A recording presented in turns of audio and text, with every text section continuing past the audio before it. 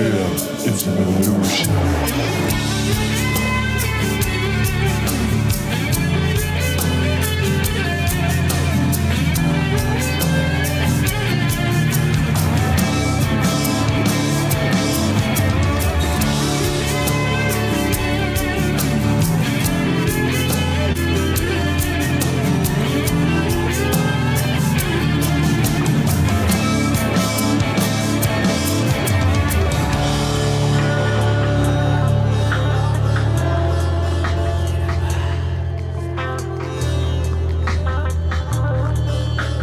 The InnerVerse podcast. All right, InnerVersers, welcome to the One Within All. We are here again with my new friend, David Warner Mathisen. And it was only 2 weeks ago that we talked to him, but there are so many details and ins and outs of everything astro-theology that it's pretty much a topic that we could cover exhaustively for the rest of the time. And I like that about it personally. And I'm going to have a lot of fun having another talk with David. And to really lay it out, we're going to be getting into the Norse pantheon, specifically Thor, the Thunderer, and how he connects to some other, many other, I should say, sky god, thunder god, storm god type of characters across the world. A lot of information on the Norse side of the astro-theological mythos is found in this book right here, Star Myths of the World and How to Interpret Them, Volume 4, Norse Mythology, which you can find over at starmythworld.com. Linked in the show notes. That's David's website. And man, when we say, I just want to say something before we get into it. Whenever me and David or whoever else I might have on to discuss these things, whenever we say that such and such is a star myth or astro-theology, I'm trying to be tactful here. This is not to dismiss the mythos or the moral or the cultural relevance of that specific story. We're not trying to take away the uniqueness of any one people. We're just showing how this sky is the common sky that we all share, and that this is the text or scripture for where that story is found. And that it also does show that we have some kind of common roots as a universal system, which I love. And, it kind of mirrors the way that if there's one system that has many forms, faces, characters, it mirrors how I tend to understand all this stuff currently, which is that the ancient system had one deity who maybe it was of a triune nature, but the characters of the sky clock or the celestial texts of scripture are like the psychodrama or metempsychosis of this one deity who is also seen in its emblem as the rider of the sun, or the sun being the vehicle of that deity. So you find many of these characters in more than one place in the celestial text. It is a big, weird weave, and I'm really excited to get into it tonight. We'll also be talking about some Tree of Life, Ygdrassil, however you say that. And I'm just going to kick it over to David. Welcome back, man. Thanks for coming to visit us again so soon. Hey, Chance. Thanks for having me back. Yeah, so how have you been in the last 2 weeks? Yeah, good. Last time we weren't able to share the slides, so it was pretty easy to say yes to your gracious invitation to come back because, I had some stuff to show. You had mentioned that you had that book. Thanks for holding it up. That's Star Myths of the World, Volume 4, talking about the celestial aspects of the Norse mythology.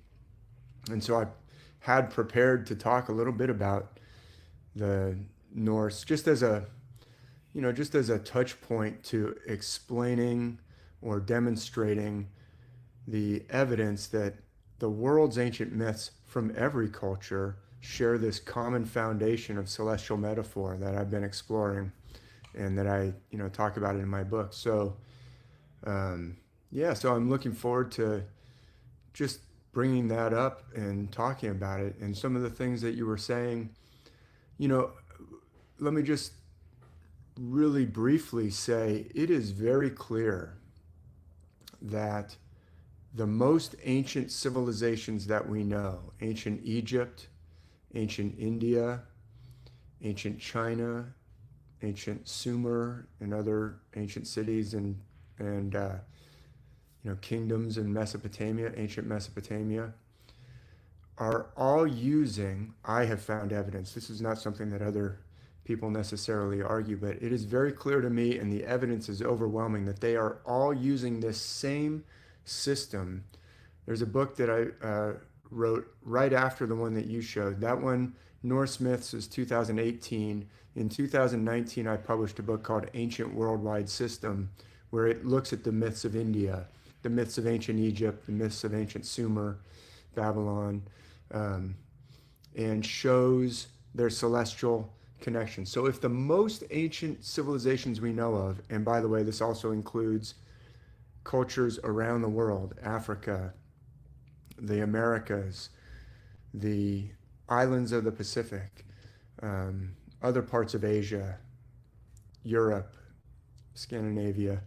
So if all these cultures are using the same system, including the most ancient ones, like we know how ancient Egypt is, where did it come from? It must have, well, there's a couple possibilities. If we were arguing it in court, a lawyer might say, well, how do you know the Egyptians didn't go sailing around and give it to everybody else? Well, you could argue that, but everybody else they're very different right from the start. It's like they've already diverged from some common source even more ancient. I think that's the more likely explanation, is there is something more ancient than ancient Egypt, something more ancient than ancient Sumer, something more ancient than ancient China, ancient India, where these all came from and potentially, took on different forms over the millennia, but it's very, very ancient.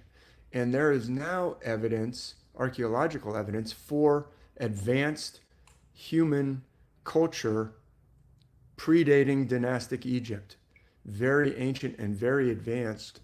And there's also, the Comet Research Group, evidence of a catastrophe. The Younger Dryas investigations that have come to light in the last 10 to 20 years, a lot of evidence for a cataclysm maybe 13,000 years ago. So what I like to say is there's the ancient world that we call the ancient world, ancient Egypt, ancient Greece, whatever.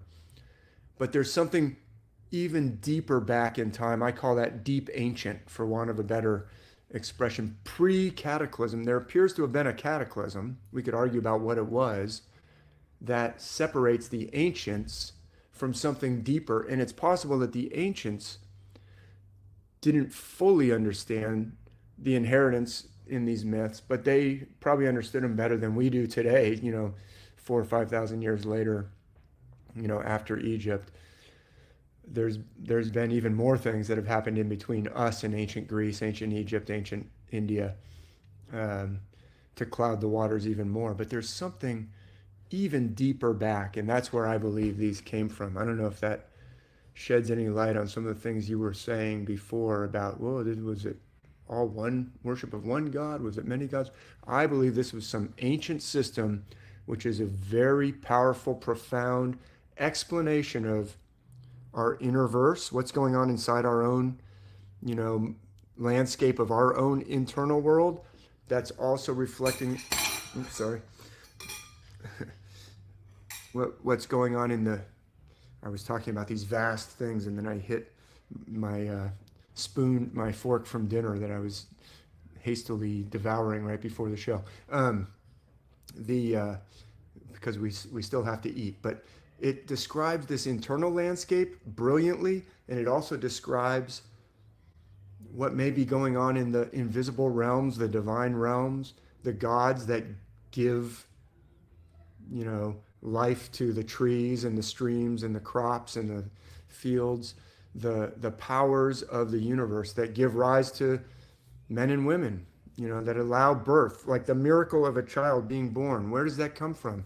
We can't even really explain how our thoughts work. Like, it's just amazing, and yet the ancient myths contain all this profound wisdom. So I believe it's some ancient system that then there was a cataclysm that separated even the ancients from the deep ancient. I would say it's a deep ancient system. What was the original shape of this deep ancient system? Nobody knows, because there's this massive cataclysm between even the ancient Egyptians or the ancient Sumerians or the ancient Chinese and the deep ancient. So Yeah, that all makes a lot of sense. And there's also a way of looking at it that maybe feels a little more conspiratorial, but that at least in some part, whatever this universal system is, consciously aware priesthoods have maybe obscured the antiquity of their own systems. I'm mostly pointing the finger at the Vatican, who seem to deliberately attempt to scrub a lot of the evidence that they were working with something that was pre-existing to their own version of it, right? But we don't have to get into the weeds on that. I'm happy to start working on the slides you generously prepared for us. Right on. Well, let me just say a few words about that. So, conspiracy plays a role in this story, but when it really started is open for debate. I find evidence, a lot of people say, oh, it was, Babylonian, they invented debt money to enslave everybody. And actually, ancient Mesopotamia, like all the ancient cultures up until about the Roman Empire, some in ancient Greece, forgave debts periodically. That was baked into the ancient myths of freeing debts. But the ancient Mesopotamian king Hammurabi forgave debts multiple times. He proclaimed, we would call it a debt jubilee. They called it anderarum. There's economists that talk about this, particularly Michael Hudson, fantastic economist, talks about the ancient world. Debt forgiveness was part of the ancient system, but so I believe that there has been a conspiracy, or we could say a second catastrophe of literalism that got rid of the ancient system. The ancient system was actually I find evidence that it was for the benefit and blessing of individuals on the individual level and also on the societal level, to enable the society to live up to its full potential. And then an oppressive or oligarchical, or hey, let's take these gifts of nature or of the gods or of the universe, however you want to understand these gifts that we can't explain, like who's making the sun shine? Like, is any corporation responsible for bringing you the sunshine or the air or the fish in the ocean? No, that is given by nature or the gods or the divine realm. Hey, And but in so 2020, Waters is put on the futures trading market. So I think they're trying to make all of those oh, things. absolutely. The privatization, so privatized, you like words, prive comes, that word prive is found in the word deprive. Privation means to wall something off or take away or make it exclusive. To privatize the gifts of the gods and make them belonging to only a few oligarchs is the opposite of what the ancient system was, I argue, all about. So you bring up, I don't want to get too off on the conspiracy side, but there has been a conspiracy to suppress and erase the ancient wisdom. That has happened. So when did that start? Certainly by the time of literalist Christianity. You talk about, the Vatican. I've written about this in some of my other books that we haven't mentioned. The Undying Stars, 2014, and Myth and Trauma, 2020, talks about the evidence for a deliberate takeover and destruction of the ancient system. So there was a catastrophe that separated the ancients from the deep ancient. So how much did they know? I think they were doing their best with what they remembered, but maybe they didn't get it quite right. And, you mentioned priesthoods. Were some of the priesthoods doing things to oppress people instead of to uplift people? I don't actually find evidence that, like, the ancient kings like Hammurabi were preventing oligarchy.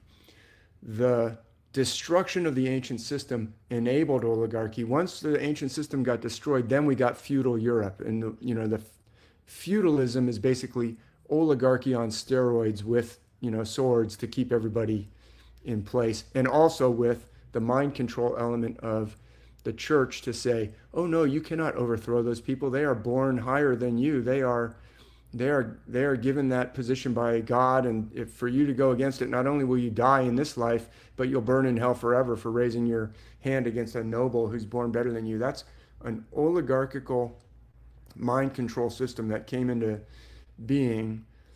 I would call that a second catastrophe. I would say that the ancient world was trying to follow this ancient system, and then something came in to overthrow even that ancient system and to institute something that's against the ancient system. So yeah, that struggle is still going on very much today. I think I could agree with you. The philosophy of, the wisdom tradition itself is not only harmless, but it is uplifting. But, before we move on, I'll just throw out this quote from Synesius, Bishop of Alexandria in the 4th century. And many, many other early church fathers said things like this: "In my capacity as bishop of the church, I shall continue to disseminate the fables of our religion.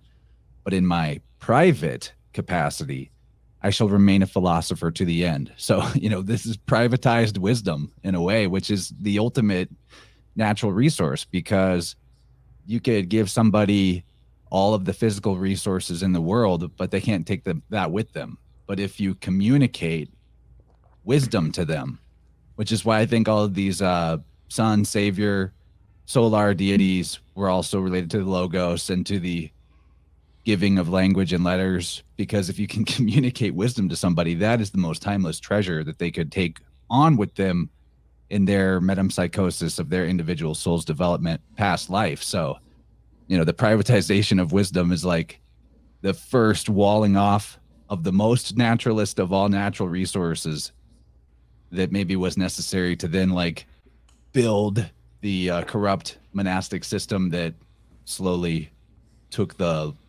land rights on paper of everything in the world, to the point where it's like, where it could even go in the world today, where you didn't have to have a deed or a title or pay somebody rent or to just exist and live on earth. That's it's crazy how far it's gone. Yeah, very important line of discussion for sure, Chance. And look, it's so I briefly mentioned the Bible, but it's very clear to me, based on my research, and I've written a whole book on star myths of the Bible, that the Bible from first to last is based on the same celestial system as all the other myths of the world. And so the Bible is teaching these profound truths, but when you take it literally, which was not the way it was originally understood, these stories were not understood literally. Well, I mean, we could get into that whole line, but it is quite clear that they are not literal. They are celestial in nature, and they are metaphorical. They're esoteric. They are spiritual, and that doesn't mean they're not true, but they're not literal. So the literalist interpretation is a misinterpretation, and it turns into inverting the actual message. But what I'll show in the slides is some evidence. When I say all the world's myths are based on the stars, and that includes the stories in the Bible, I want to show some actual evidence and what I mean when I say it's based on the stars. What do I mean? What I mean is the characters, the figures, whether it's Moses or David in the scriptures of the Bible, or whether it's Thor in the Norse myths, or Zeus in the Greek myths, or Shango in the myths of some of the cultures of Africa, or Hurricane in the Popol Vuh of the Maya.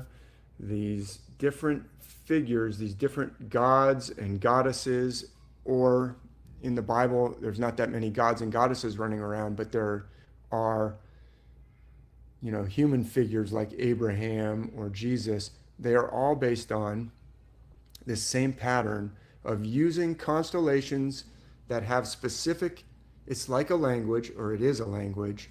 The constellations have specific characteristics and meaning within this system, and the cycle that they're pointing to has esoteric meaning in the system.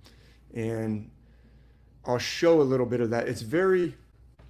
It takes a little while to like get your head around it. And I've also made online courses. It's probably best explained in video form with visual illustrations, which is what I try and do in my online courses. But I've written, thousands of pages of books showing it as well with pictures and, verbal descriptions. So it's a sophisticated and profound system, but it's not really that hard once you get the outline of the system to understand what it's trying to explain to us. And it has to do with our own individual living up to our full potential. And I also, more recently, am seeing more and more of how it relates to societies living up to their full potential. And we're definitely not creating a society that enables men and women to live up to their full potential. Quite the opposite. So it's actually about curing trauma, healing trauma, so that we can, not self-sabotage on an individual level. What we have going on is inflicting trauma. And, literalist Christianity is basically a trauma-inducing system, like on purpose. You're born in absolute sin and you're going to go burn in hell forever if you don't do this, that, and the other thing. It's like the kinds of things that you learn in Sunday school are traumatizing. And there are people who, have real issues all through their life because of the things that are inflicted on children in this literalist misinterpretation of what these ancient, profound, beautiful, uplifting, trauma healing stories are actually all about. Yeah, it is like the first steps. Sunday school can be the first steps towards somebody basically learning how to ignore the senses that they were given by the creator in favor of what authority tells them. That classic phrase, letting authority be the truth rather than truth be the authority. So one thing, what you're mentioning is like the keys to the system that help you get your head wrapped around it. This is the black belt class here in terms of our audience. So I can say that pretty certainly. I picked up this H.A. Ray book, The Stars and a New Way to See Them. Wanted to show that off. H.A. Ray, The Stars, A New Way to See Them, on your recommendation. Very helpful to be able to have start imagining multiple ways to outline the constellations. And you do a great job of that in the one book of yours that I'm so far working on. I definitely plan on getting into all of them. But what you said about the Bible is really important because people don't look at that as a story of gods and goddesses generally. But if you understand that beyond the keys of the astrological symbolism, that the language is also encoding or concealing the very same notions that would have been there in maybe like Greek antiquity or Roman mythology, the book of Job is a good example. You have Job 38:1, which you quote in your chapter on Thor, actually, which says, "Then the Lord answered Job out of the whirlwind," which is referring to Jehovah or Yah being a storm god. But what gets overlooked is the name Job. B and V, philologically, those letters interchange all the time from one language to another, sometimes within dialects of the same language. So who is Job? That's Jove. So like what the Bible often does is these biblical heroes are occultly like incarnations of the Savior deity, representatives of, in my opinion, of the greater cycles of time that are being measured in their smaller portions and larger portions, like Noah being the, he's 600 before he gets on the boat. It comes off, he's an old man when he gets on, and he's like a youth or a baby when he gets off in some stories. That's like a regenerative moment, a new cycle kicking off. And so it helps to be able to see that there's a biblical character in the Old Testament, Jephthah, which is basically like yay or Yah, and then Ptah, the maker. So, if you have the language keys too, plus the astrological know-how, then you're off and running. Not a lot can get past you. Yeah, he's one of the sons of Noah too, Jephthah. What you're mentioning is very important, and I talk about it in Myth and Trauma. So first you held up H.A. Ray. Myth and Trauma is my most recently published book, And I've got a whole chapter on H.A. Ray in Myth and Trauma. I mention H.A. Ray in pretty much all of my books because his outlining system is so important. And that's what I'll be showing in a second, when we finally get to my slides. Yeah, H.A. Ray, one of the most important writers of all time, in my opinion, because he's the author of, with his wife Margaret, Curious George. Right. But Very also, important. that book that you held up is, no, I guess you're over there, that you held up is so important because that is the outlining system that enables you to really see it. And to my knowledge, he never mentioned, hey, I'm giving you the keys to understand. But the other point that you brought up, I also dive into this a little bit in Myth and Trauma because a different church father, and one who was really influential on me, Augustine or Augustine. More people probably pronounce it Augustine, but in California we would say Augustine. Augustine was very well educated, Roman citizen, but from Hippo, which is in North Africa. And his mother, Monica, was credited with being, this devout Christian influence on his life. But he was educated in the philosophy and the classics, and he really supposedly looked down on the scriptures of the Bible. He was like, oh, they're not very well written, like the beautiful works of ancient Greece. But then he had this conversion experience. Anyway, his writing is so, he's just a brilliant writer. I mean, he can pull out the rapier and really the long thin sword like that the Three Musketeers use. If he really wants to skewer an opponent, he'll be like, oh, I hear some miserable such and such bringing up this point. He'll pretend like somebody's arguing against him. He'll bring in like the counter arguments, and then he'll just skewer it. He's a really powerful writer. But where was I going with this? Yeah, he's very literalist. He said, look at the Bible. Look at our God is so holy. Not like, this is after, of course, he's become a Christian and becomes an apologist. In other words, an arguer for why you should be a Christian and not worship the Roman gods or the Greek gods. He says, not a philanderer like Zeus. Like when you read about the Greek gods and goddesses, oh, they're doing all kinds of horrible things. They're, having sex with mortal women. They're doing this and that. People are boiling their own children and serving them up to other kings, and it's just hideous. And and he uses that as an argument of saying, see how much purer we are. And I said, look, what's really intriguing is in the Bible, those different characters do all those same things. It's just now it's humans doing it. For instance, you mentioned Job and his linguistic connection to Jove. That's fantastic. I didn't think of that.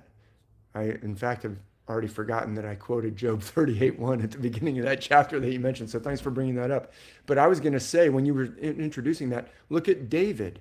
David, as I demonstrate in Star Myths of the Bible, as well as in other, videos and podcasts that I've been on, is definitely connected to the very same constellation that Zeus is. So what does Zeus do? Well, Zeus does lots of things.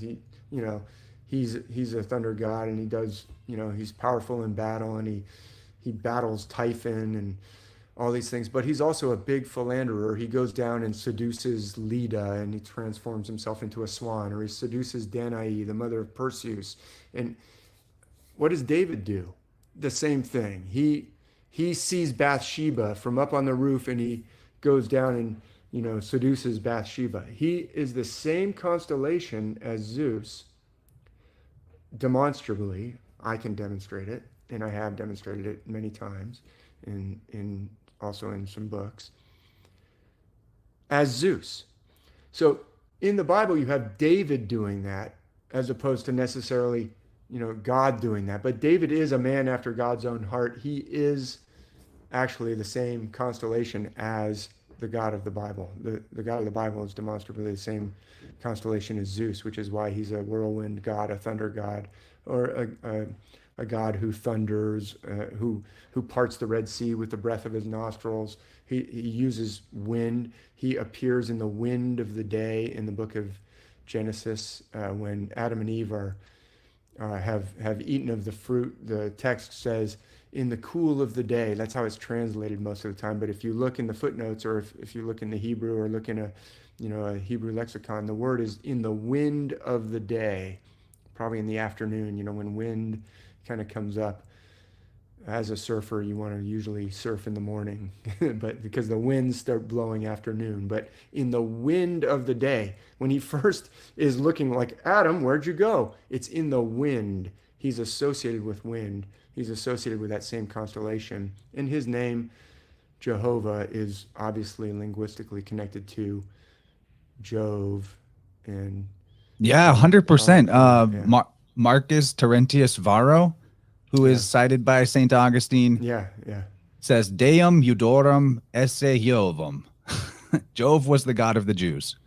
And again, if you have a little familiarity with language, and especially how things can get funky when you're transliterating from one alphabet to another, the Yod He Vav He that we hear of as Jehovah or Yah or Yahweh, well, the I could be a J. Vowels are always just interchange. So you could have an O there. And then the Vav could be a U or a V. So you could have U, I-E, U-E, and was sometimes written that way, which is philologically also even the same as Jew. J-E-W. It's Yahweh is Yov. Yeah, and the V sound or the W sound and the V sound, like in German when we watch like Hogan's Heroes or something. You're probably too young to remember Hogan's Heroes, but the Germans always say, "We will break you," or "We have ways of making you talk." Right? I'm insulting all my German listeners, but I don't speak German. I'm not making fun of anybody, but I'm making fun a little bit. But the W sound is a V sound, right? Germans are one of them that you're allowed to make fun. You're allowed to make fun of Germans. Yeah. I'm just trying to imitate Christoph Waltz. What a great actor in Tarantino movies. No, look, what I was going to say is, what's really interesting about what you said is there's a state in the 50 states of the United States of America which has that exact same pattern, because the Native American name for the great deity in some of the Native American languages was Ta Iowa, or Ta, it's like basically Ta Yahweh or Jehovah. And we have immortalized that in the name of one of our states, Iowa. You just blew my mind. What you just said about, well, the I could become a J or it could become a Y. Yahweh, Iowa. Like, how do you deny that this was a worldwide system when you've got a state sitting there right on the map staring you in the face with the name Iowa that came from a Native American word? There it is in plain sight right there on the map. This is a worldwide system, and nobody can explain that. The conventional academia has no way of explaining that, because it blows apart their paradigm, just like the ancient technology. Blows apart Mosaic history, you mean, which is the paradigm that academia is actually built on, the Mosaic history. Well, not to pick on just one religion, the system has become corrupt in all quarters of the globe, but literalism, look, there's what I would call, there's this aggressive literalism that has shaped the West, okay? And Moses is a constellation. I can demonstrate that Moses is a constellation. I can show you which constellation, the same one that always either carries a spear or a staff or a rod. That's the constellation that Moses is. I can show you why he's parting the Red Sea. He's a constellation. So let me show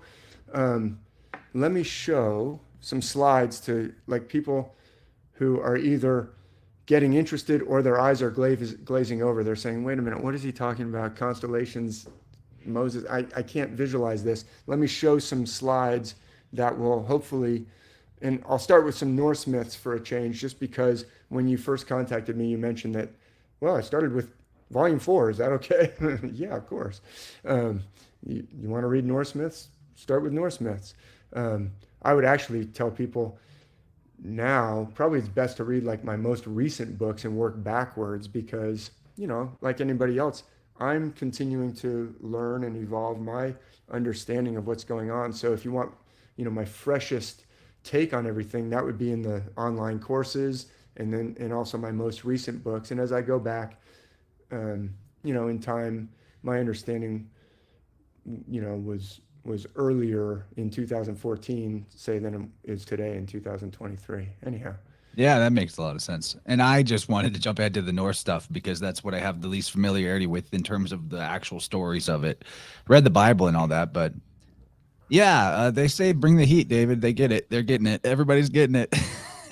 Bring on, roll the slides. The much All right. anticipated slideshow, 2 weeks in the making. How do I roll the slides? Like Basically, just pull it up as Okay. as if you were looking at it, and I'll bring it on and you'll screen. bring it onto the screen. Whoops, Yeah, when I see it full screen on your little window, I'll Right be like, on. "Oosh, Okay. we're good to go." All right, they are Is up, everybody buddy. seeing it? So this was my intro slide. Oh wow, I'm going on InnerVerse, the InnerVerse podcast with Chance, and somehow I didn't learn how to share on on your particular platform. So nobody got to see these slides on 5 February, but here we are a couple weeks later on the 19th of February, and we'll jump right in with Thor. This is an illustration from the 1800s. There's not that many, there's no real like Greek statues littered all over Scandinavia from ancient Norse statues. They were mostly carving things in wood, some stone.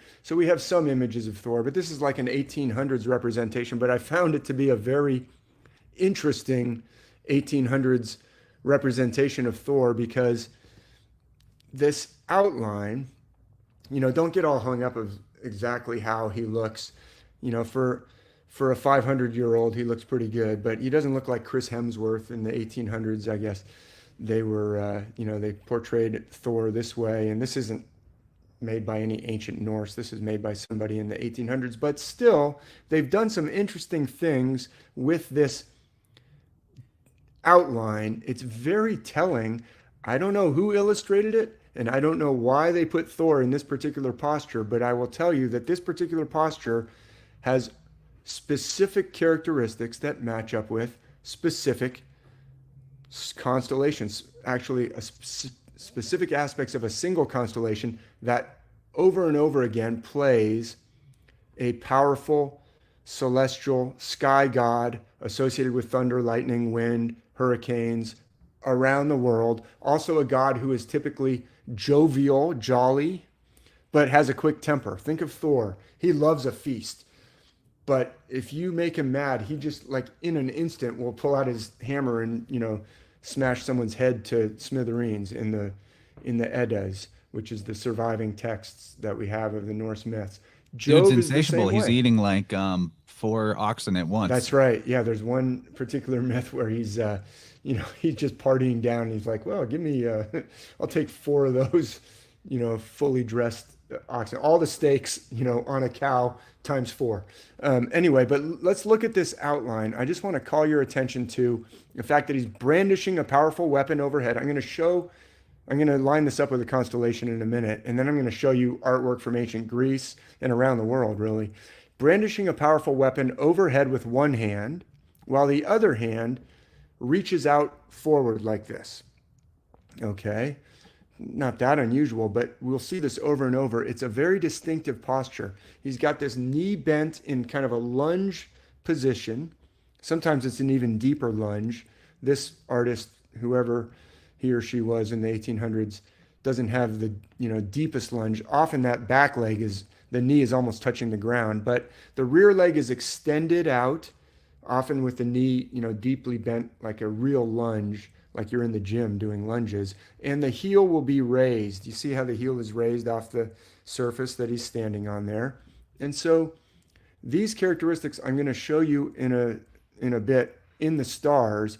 But before we leave this illustration, this illustrator, I don't know of any actual reference in the Eddas to Thor wearing a crown. Maybe there is one, but I don't know of one. But he's got this crown with how many points? 1, 2, 3, 4, 5, 6. And then the illustrators also put stars around his head, like the European Union or something. 1, 2, 3, 4, 5, 6. Now, I'm not arguing that this is an ancient Norse connection. In fact, I don't think there is one, but this illustrator is preserving some characteristics that are interesting, and I'll show you in a minute, showing this pattern of artwork can be shown to go all the way back to ancient times, but to continue up through artwork in the Renaissance. It's really intriguing how these celestial components are deliberately, I mean, you cannot argue that this is just an accident. This is very telling. And also, before we leave this image, look what he's standing on there. He's kind of on this, cliff rock thing with a bush on top of it. See the green bush? Just like, where does the God of the Bible meet Moses? On the mountain or in the burning bush. It's really intriguing, especially if you take some of my online courses where I really go into the Bible. I've got Celestial Bible Tour Part 1, Celestial Bible Tour Part 2, where I really go into the Moses story. I break down the burning bush and use lots of textual references. In fact, there was a Bible commentator, I talk about this in the course, who said, yeah, obviously the name Yahweh is related to the name Jove. And then he got so much flack for that later he said, this is, I take it all back. It's a complete waste of time to try and illustrate a connection between Jove and Yahweh. And I said in my course, it's almost like he took it back without taking it back, because he was taking it back under duress, and he said, it's a complete waste of time, something like that. And it's John McHugh says that there's been an actual ban on this type of syncretism in academia for at least 100 years. Yeah, this is like 200 years ago, but this guy got so much flack that he said, forget looking for that connection. It's a complete waste of time to talk about it. Like, nobody's going to listen, or the authorities have decided, yeah, absolutely. Look, there have been, and I've talked about, I'm not the first person to see these connections, particularly in the Bible. There was a very important pastor named Robert Taylor, a minister, an ordained minister in England, who started seeing this and talking about it. He was kicked out of his job. He lost his, income. He was actually put in jail different times, totaling for a total of 3 years behind bars he spent for talking about this stuff. You can read his. Well, he was in the Gale, even worse than jail. Yeah. Okay. Yeah. I mean, like you say jail, we're talking about Gales. Like, it's back then they weren't even as nice as they are to prisoners today, probably. Well, yeah, I don't know what, level of security they threw him in, but the point is he was writing and talking about this in the 1820s, 1830s. It was all published. How come nobody's like, this should be common knowledge to everybody that the Bible is based on the stars, because Robert Taylor was laying it out very clearly in the 1800s, and yet he's not a household name anymore. But not to get off track, let's look at some of these characteristics of Thor in this drawing. Look, you don't actually need illustrations to demonstrate that Thor is connected to the constellation that I'm going to show you. In the book that you have, obviously, I use textual evidence from the Eddas, the actual sources that we have about Thor, to show that Thor is related to the constellation that I'm going to show you. But the illustrations make it, visual for people when we're watching on, a live stream or a YouTube. But also it just really hammers it home, and it also shows the connections across cultures, across centuries. Then I'll show a little bit of that too. So let's go to, you mentioned Star Myths of the World. I just wanted to show like a more powerful Thor. This is a little bit more like what we might think of Thor today. That 1800s Thor was, one artist's concept. This is a different artist who made this statue. But you can see he's got an outstretched arm and an upraised arm. He's got, excuse me, he's got a powerful hammer raised overhead. We'll talk about that. He's smashing some Jotuns. In this case, he's riding in his cart that's pulled by goats. But this is Thor on the cover of my book, Norse Mythology. But it's the same kind of outline pattern. This constellation that I'm about to show you typically plays the god in any culture with the most powerful weapon. Thor is not necessarily the most powerful Norse god or the head of the Norse gods. Odin or Odin is, the wisdom god, and Thor was kind of part of the same. Scholars debate all this, but Thor had the most powerful weapon for sure, the Mjolnir, the thunder hammer. This hammer that. Allegedly, I mean, Gungnir could theoretically also cause an entire army to be defeated if Yeah, Odin threw it over them. yeah. That's so what Chance is referring to is the spear of Odin, or Odin, and when he holds it out over the battlefield, when he decides which side will prevail, but also when Gungnir, or these weapons are made by the dwarves, or the dwarfs in the Norse myths. It describes the creating of the hammer and the spear.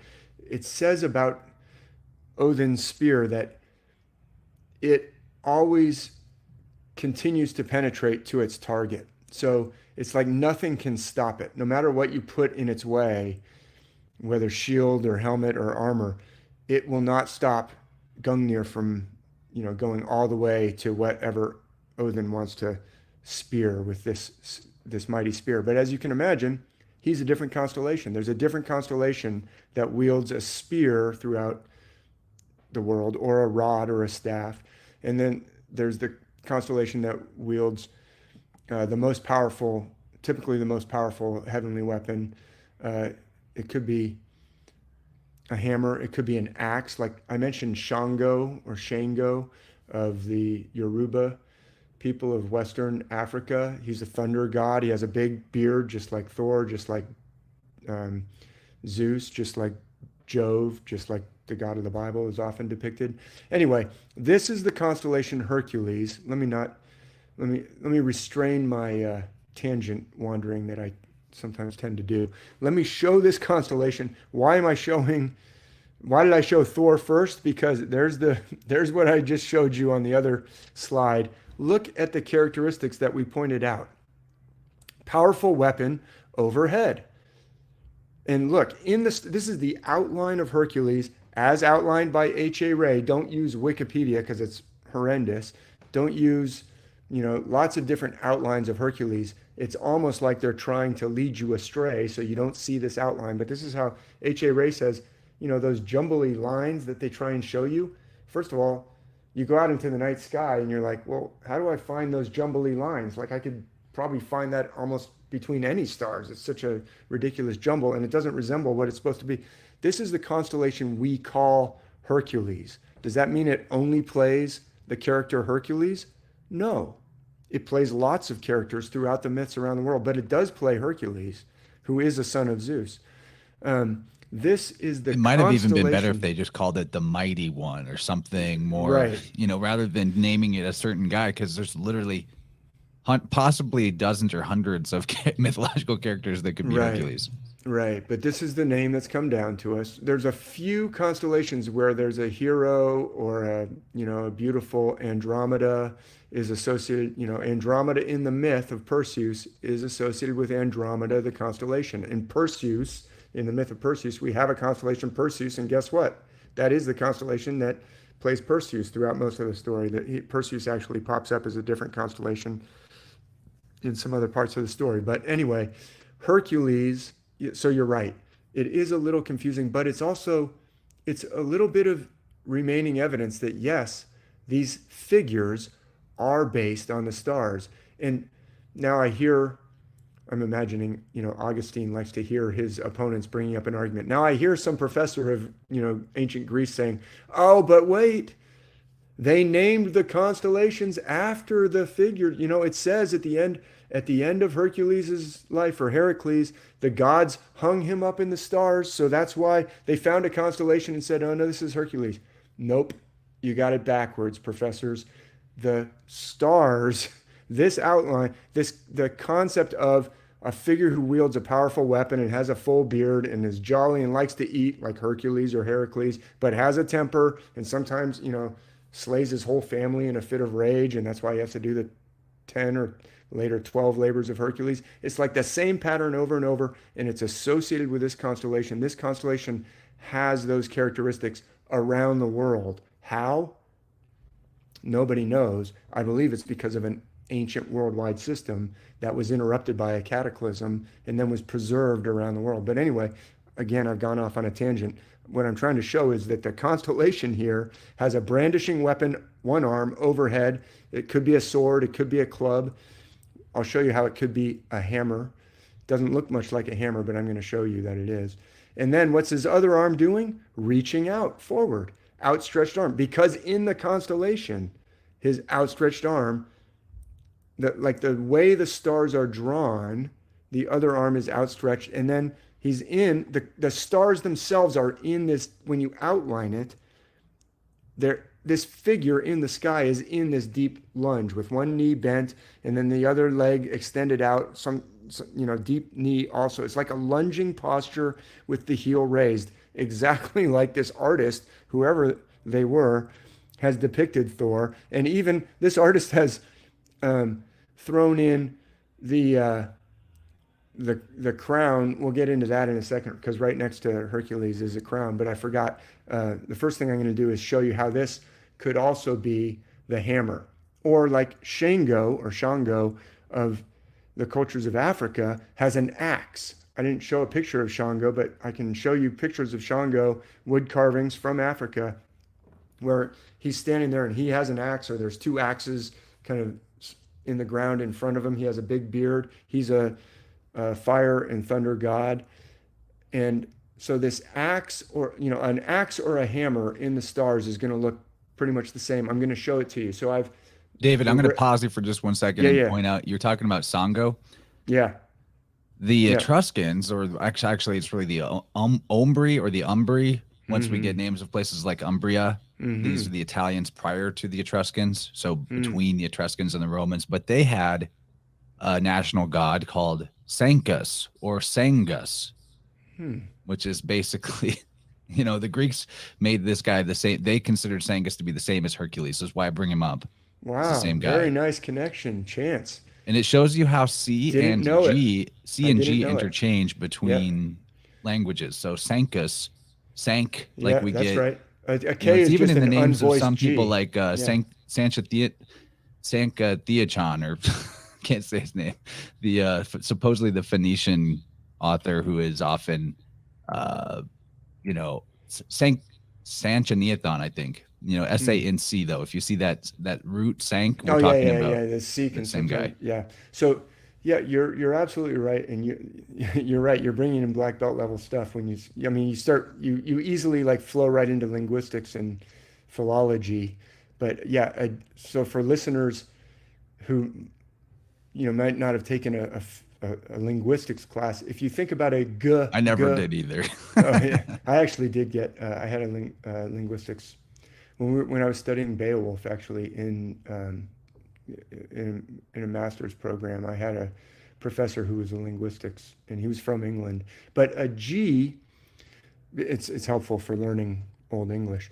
But a G, is exactly the same. You make it the same way as you make a K, k, or g. You just put a voice on the k to make it into a g. Just like, a p. If I say, potato, if I just voice that, it becomes a b. You make the exact same thing with your lips. So that's really interesting about Sangus and Sancus and Shango.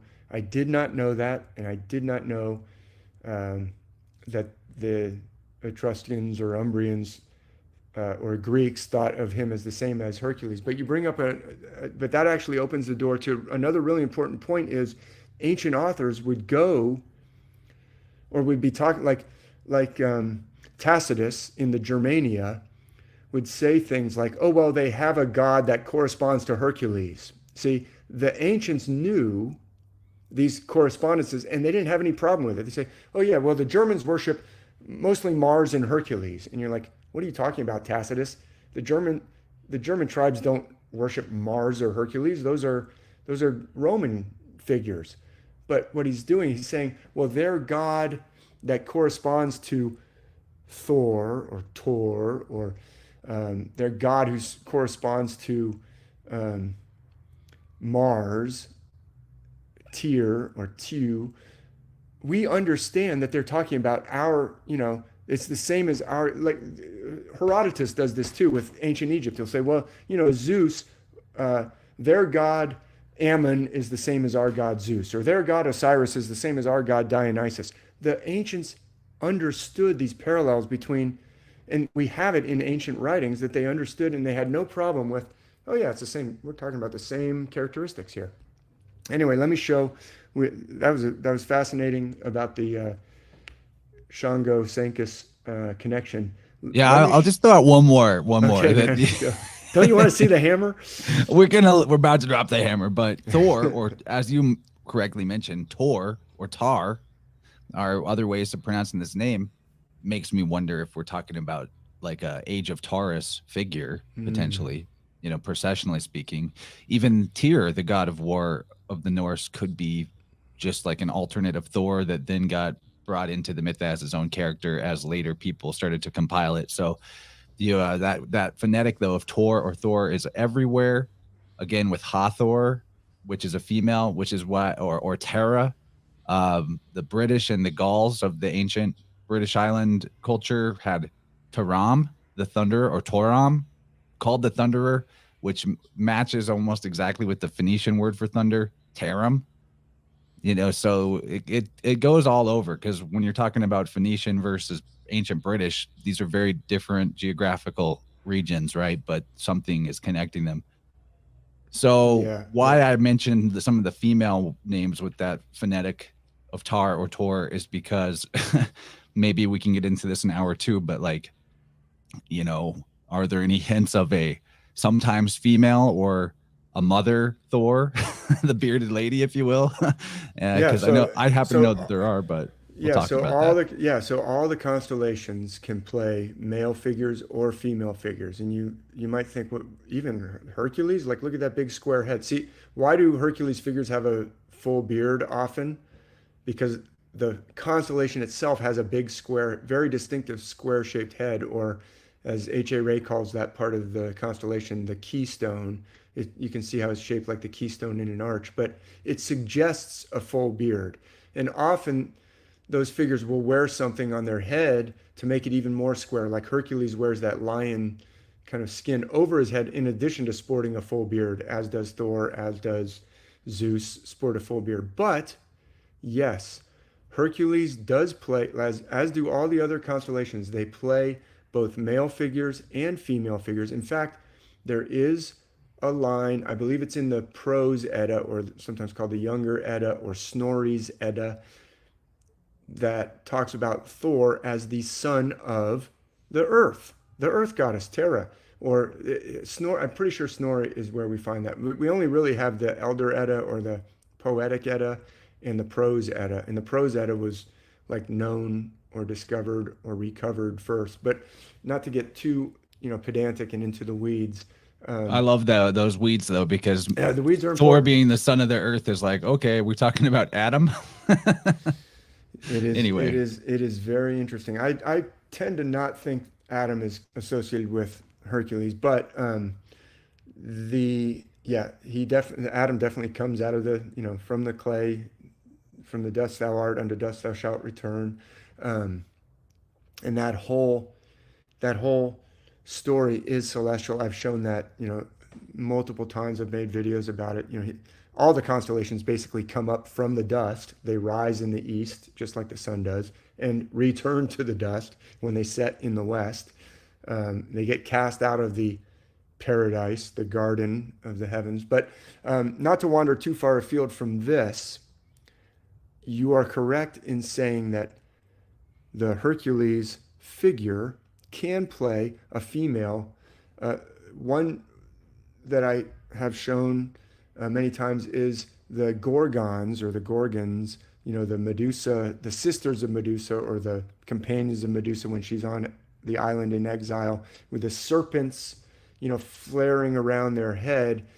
If you look at ancient depictions of them, it does look almost like a beard, or it makes their heads look, and they stick. I'm actually sharing it on screen now. I Okay. I actually took a picture of that out of your book because I was like, oh wow, Hercules and the Gorgon. Yeah, the ancients depict them in this exact posture. But Which is a swastika posture too, interestingly. It is, and they actually ancient artwork has sometimes swastikas on it because that is a whirlwind, and this is a whirlwind god, or this figure is associated with the wind, with the thunder. Um, yeah, but getting ahead, we're getting ahead of ourselves a little bit. I do have a slide that illustrates that if we get to it, we'll see. But the Sorry, hammer, man. no, this is great. I mean, I hope that your listeners are finding it to be helpful to show how figures are based on the stars. So how is the hammer? I'm giving away little secrets here. I don't talk about this all the time. It's in that book, and people can read, the whole Norse myths book and if they want. But I'll show it now how the hammer, or that what looked like a sword. I've erased the outline as H.A. Ray tends to draw it, and I'm going to show you that there are these 4 little stars. Hopefully, if you're watching this on a smartphone, maybe later you can go back and watch it on YouTube and put it on a big screen, because these stars are visible on the screen, but it might be pretty hard to see them on a little tiny screen. So you might want to put it on your, most expensive laptop or desktop or big screen, whatever you can. But I'm going to outline, I'm going to circle. So look above the head of Hercules, that square-shaped head, and I'm going to outline that little star, that little star, that little star. These stars are undeniably there in the sky. This is out of Stellarium, which is a free online planetarium app that you can find. And, I'm not putting these stars there. This isn't me telling you that there's 4 little stars and drawing them for you. No, this is out of the planetarium. You can find these stars in the sky. There's 4 little stars right there. So if we connect those, let me erase those and connect those 4 stars, we've got the head of either an axe or a hammer. And you could draw a line from the star that I'm using as the end of his arm. That's the outline as H.A. Ray, to the star that was the tip of the sword that I took away. But that's a pretty long-handled hammer. And if you know the Thor story really well, the hammer was made as part of this bet between Loki and a dwarf named Brock or Brocker. And Brocker was a pair of dwarfs. Anyway, Loki turned himself into a fly to try and mess up the dwarfs as they worked, because he had bet his head against the dwarf that they couldn't make something better than these other gifts that these other dwarfs had made. So the fly was buzzing around trying to mess up their work. That was actually Loki. But when they made the hammer, the handle came out too short. But the dwarf said, "Oh, it's almost ruined, but even though the handle's too short, I think it'll still do its job. It's still a wondrous weapon," and it turns out to be the most wondrous of all the gifts anyway, because it never misses its target. It comes back to the hand of the thrower. It smashes things to smithereens.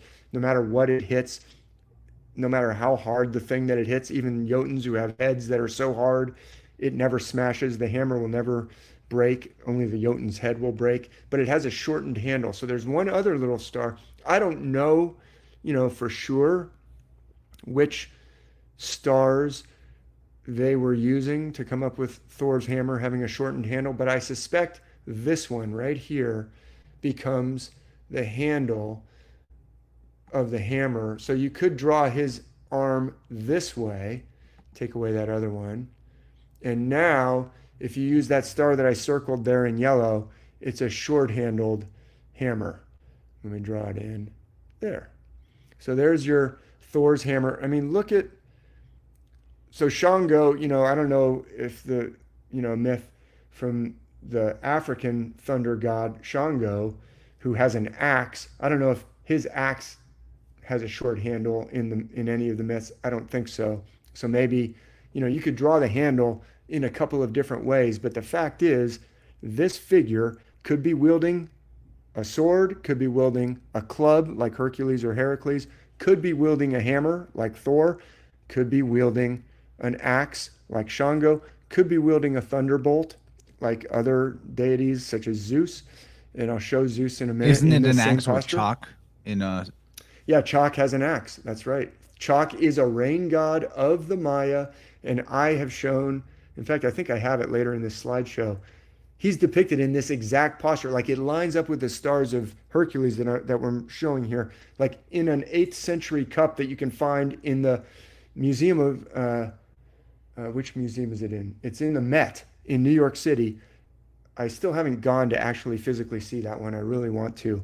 But I want to mention this crown, and it's important for chalk later on if we get to it. But I don't know why this 1800s artist puts a crown there. Like I said, I don't know if Thor being described as wearing a crown anywhere, but I suspect that artist knew some constellations, because the artist, first of all, does this posture exactly like the constellation, or very reminiscent of the constellation. And right next to Hercules, and important in many myths around the world, is this constellation Corona Borealis, the crown of the north, the northern crown. And it has basically, I've outlined it here with 7 stars, but sometimes, in fact, in Stellarium, they don't show the one on the far left. They only show 6. So here's 1, 2, 3. There's one right there in the middle. 4, 5. There's the 6 stars, and then there's a 7th.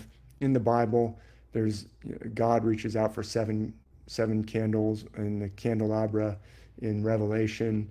This is where it comes from right here. Corona Borealis. That's the crown with the 6 stars or 7 stars.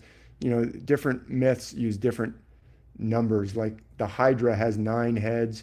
Other myths, there's a serpent or a dragon with 7 heads. It's the same constellation. Anyway. Red Rose in the chat, one of our viewers has confirmed that Sango's axe has a short handle. Not surprising. Nice. Very nice. Thank you for that.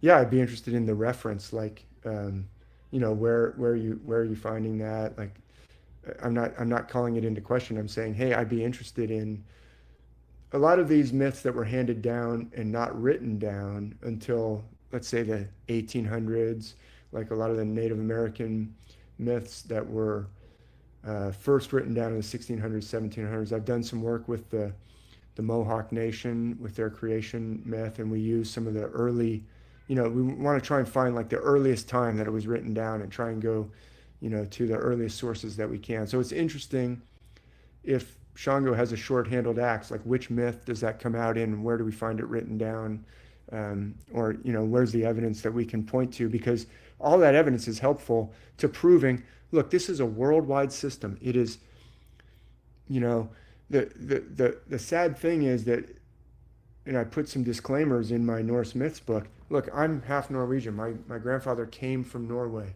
The Norse myths, I grew up with the Norse myths. I had a book about the Norse myths. Like, I knew, hey, that's part of my heritage. The sad thing is it's like used for, some people that glom onto it and get tattoos about it are pushing racism or white supremacy. Well, this is this exact same system that gives us the characters in the Old Testament of the Bible, or the exact same system that's used by the nations of Africa. This is a worldwide system. It is not exclusive or racist in any way. It actually connects all people rather than dividing all people. So anyway, I have noticed though that the followers self-identifying of Odin or Thor, pagans, can sometimes be just as touchy as Christians when it comes to showing the universality of their thing. And again, that's why I opened with the preface of like, this doesn't take away the cultural significance and uniqueness of your version of it. We're just showing that we're all under the same sky here, and that is the real scripture. Well, yeah, look, you're bringing up the like we said earlier, my argument is that this ancient system was overthrown by oppressors and oligarchs, and an oligarchical system, like an oppressive system. And I'll come right out and say that the Nazis were part of they are part of that oppressive system. You've got in the Ukraine right now, you've got Azov battalion clearly sporting Nazi symbolism, Nazi tattoos. The Russians are showing captured Azov battalion fighters with Nazi tattoos all over their body, and sometimes Thor hammer rings and things like that. So it's despicable, but it's actually it's a twisting, it's an inverting of the ancient system. I would argue that the Nazi project was an oligarchical, it's a feudal project that, the SS was modeled on the Teutonic Knights, and it's part of the like the exclusive and oligarchical approach, as opposed to the ancient approach that is supposed to be uplifting the people. It's an inversion. Anyway, hopefully that makes sense what I just said. It would probably take a couple hours to really do it justice. But by talking about Thor, I am not endorsing people who twist it into something racist, obviously. That's what I'm trying to say. So, any comments on this slide before I move on to, I think the next slide actually shows some Zeus. Yeah, I don't know where we are in the hours, and I know you have to make a break to the second hour. Yeah, we'll do that in just maybe. Yeah, let me show another slide or two. Yeah, let me show how Zeus connects to the same system. So this is a vase that's actually in a museum in Germany, interestingly, that we were just talking about. Look, the people of every land, these are gifts, I believe. All the people are gifts.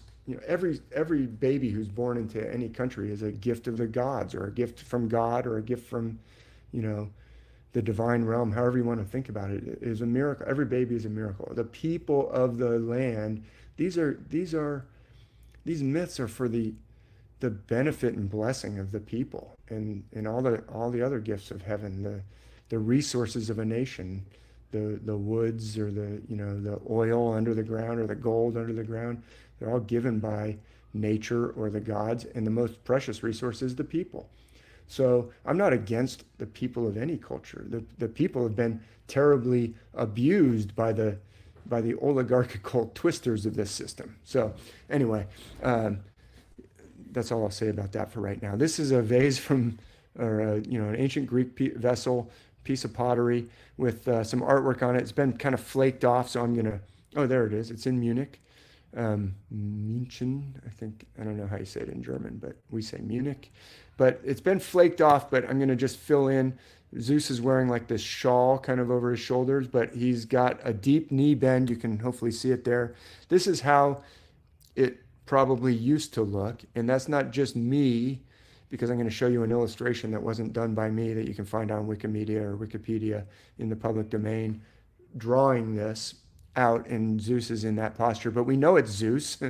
First of all, he's got a thunderbolt over his head in one upraised arm, but also either the ancient artist or an ancient person who knew how to write has written the name of Zeus right there, right next to his nose. It says Zeus. So that it looks like it says yeah, use. It does. Used. But that's actually a Greek letter Z is what I believe that I to be. But it shows how between Yes, languages and alphabets you have that, you is Yod He Vav He. It's very similar. You're right. Look at that. You look at in the Zeus, look at the third letter. It's a V. It's very, very interesting, especially to someone who makes those linguistic connections, Chance, like you. It's great. I think you're right, but we cannot argue that that's not Zeus, and we can't argue that he's not in that same posture, because here's a drawing of what's on that vase, and look at it's the exact same outline as the constellation Hercules. And in this case, there's the name that we were talking about, in case anyone. But there's the same thing with the raised heel, the deep knee bend, the brandishing a weapon overhead. In this case, it's a thunderbolt, and the outstretched arm right there. Look, it's why is Zeus reaching out and touching the wing of his opponent there? Because in the constellation, that's what the constellation does. And who's his opponent? We know it's Typhon. Typhon is this one of the most powerful enemies that Zeus ever had to face. And look at how Typhon is depicted. He's got a torso and upper body of a mortal, or a man with a beard, but he's got like two serpents coming out of his waist. Always And interesting to follow the thread of snakes for legs. snakes for Wherever they legs. show Yep. up. Yep. And they show up a lot. And who is it? It's the constellation just below Hercules. That is the constellation Ophiuchus. And why is it two snakes for legs? Well, look at the constellation Ophiuchus. People aren't necessarily familiar with these constellations, and like I said, Wikipedia won't help you very much because their outlines are horrific. But this is the outline from H.A. Rey, like I said, one of the most important writers of all time. He shows, this is the outline of Ophiuchus. It looks like a tombstone or an obelisk in the central body with two little legs below it. It's like a rectangle with a triangle on top, and then two serpents on either side. The name Ophiuchus means the serpent handler or the serpent bearer. You might think about in the Bible where, in one of the epistles of Paul, he says they will be able to handle serpents and not be, I think it's one of the epistles of Paul. Anyway, picking up serpents and not being, harmed by the serpent is that Ophiuchus looks like he's holding a serpent, but the serpent halves, on the left it's a tail, on the right it's a head. The serpent halves could play lots of different things, and they do in different myths and different artwork. But I'm going to just take away the fainter legs down below the central body and show you how you could also envision that as the torso and head that just ends in two serpents. See? There's the two halves, the two legs, and there's the two legs of Typhon. And as you point out, there's, like serpents for legs. We find them around the world. Here's a wood cut from 1565 showing. It's a book of natural history, so it shows all the different animals and creatures that you find around the world. And of course, they had to include a mermaid. Look at how the mermaid, look at her body, and it ends in two tails. I thought that was the Starbucks logo, David. It is. The mother of monsters. It's the exact Starbucks logo, but look at how her hands are. Now, let's just look at Ophiuchus again. There's her two tails. There's the two tails from Ophiuchus. Look over at Ophiuchus. Look at the mermaid. Look at how her one arm, there's tail number one. There's tail number one on Ophiuchus. Look at her arm there. It's kind of touching the top of her tail. Look at the arm on Ophiuchus. Oh, on that side, it's almost at the top of the tail. Look at her other arm. There's tail number two on Ophiuchus. There's her other arm. Oh, it's down kind of almost like on the thigh portion of her fishy leg there. And there's the other arm of Ophiuchus. Like, I don't know who was doing this in 1565, but these woodcuts are very revealing that they are connected to the constellations. Anyway, I put that in to show Zeus is fighting Typhon. Zeus is Hercules, quite clear. Typhon is Ophiuchus. I just showed you some evidence that Typhon is Ophiuchus. And in fact, Zeus in the stories, in the myths, you can check the ancient sources, Zeus throws thunderbolts at Typhon, but they basically just bounce off. Typhon cannot be defeated by Zeus's thunderbolts. So how does he finally manage to defeat Typhon? Do you know? And it's no shame if you don't. It's kind of I can't an remember. obscure point. It's okay. He has to slam a mountain down on top of Typhon. He buries him under a mountain. Yeah, A that's right there in the specific mountain. constellation. How could I It's forget? right there in the constellation. Look how Ophiuchus could look like a mountain, or it even has like a triangle on top. He slams a mountain down, and that mountain, according to myth or tradition, is Mount Etna, Aetna. In Italy, it's associated, like Typhon is buried under Mount Etna, which is a volcano that periodically erupts, and they say, oh, Typhon, you see, Zeus never killed him. He just imprisoned Typhon under the mountain, and every now and then Typhon gets restless and belches up some lava. Well, the mountain is Ophiuchus. Ophiuchus is a mountain. That's why Thor was depicted on top of a mountain. That's why the God of the Bible meets Moses on top of the mountain, as I explained in my online course. Anyway, this shows very strongly that the characteristics of Thor, thunderbolt, full beard, are the characteristics of Zeus, and it's worldwide. Here's some other figures. This is Indra. He's a rain god of India. Look at his outline. There's Chalk. He's a rain god of the Maya. This is that cup in the Met Museum, and Chalk is in for sure the exact same posture, and you can even see his axe. If you look at it, the artist on this cup from the 600s or 700s, before Columbus, has that axe pointing down towards his lower heel instead of up over his head. But still, that chalk is in the same outline as Hercules, and he's a rain god. He's a rain god. Oh, and look, I love this. This is a comic book. These three authors. I think the first name Simonson. I've forgotten his first name, but because I'm not a comic expert, but that's some fantastic illustration. Look at the Thor. Look at the And Thor. that's Jormungandr, or however you say that's it. right. The Midgard serpent, the Which is serpent of the basically world. Typhon. It's probably Typhon. That's right. Just like Zeus has his most powerful serpent-associated enemy, and the world serpent, and I would say also potentially connected to the Milky Way, which encircles the heavens. And Ophiuchus and Thor and Zeus are right next to the Milky Way. So yes, you're absolutely right. That is the Midgard serpent, the Jormungandr. And there's, I mean, like the outlines are just pretty.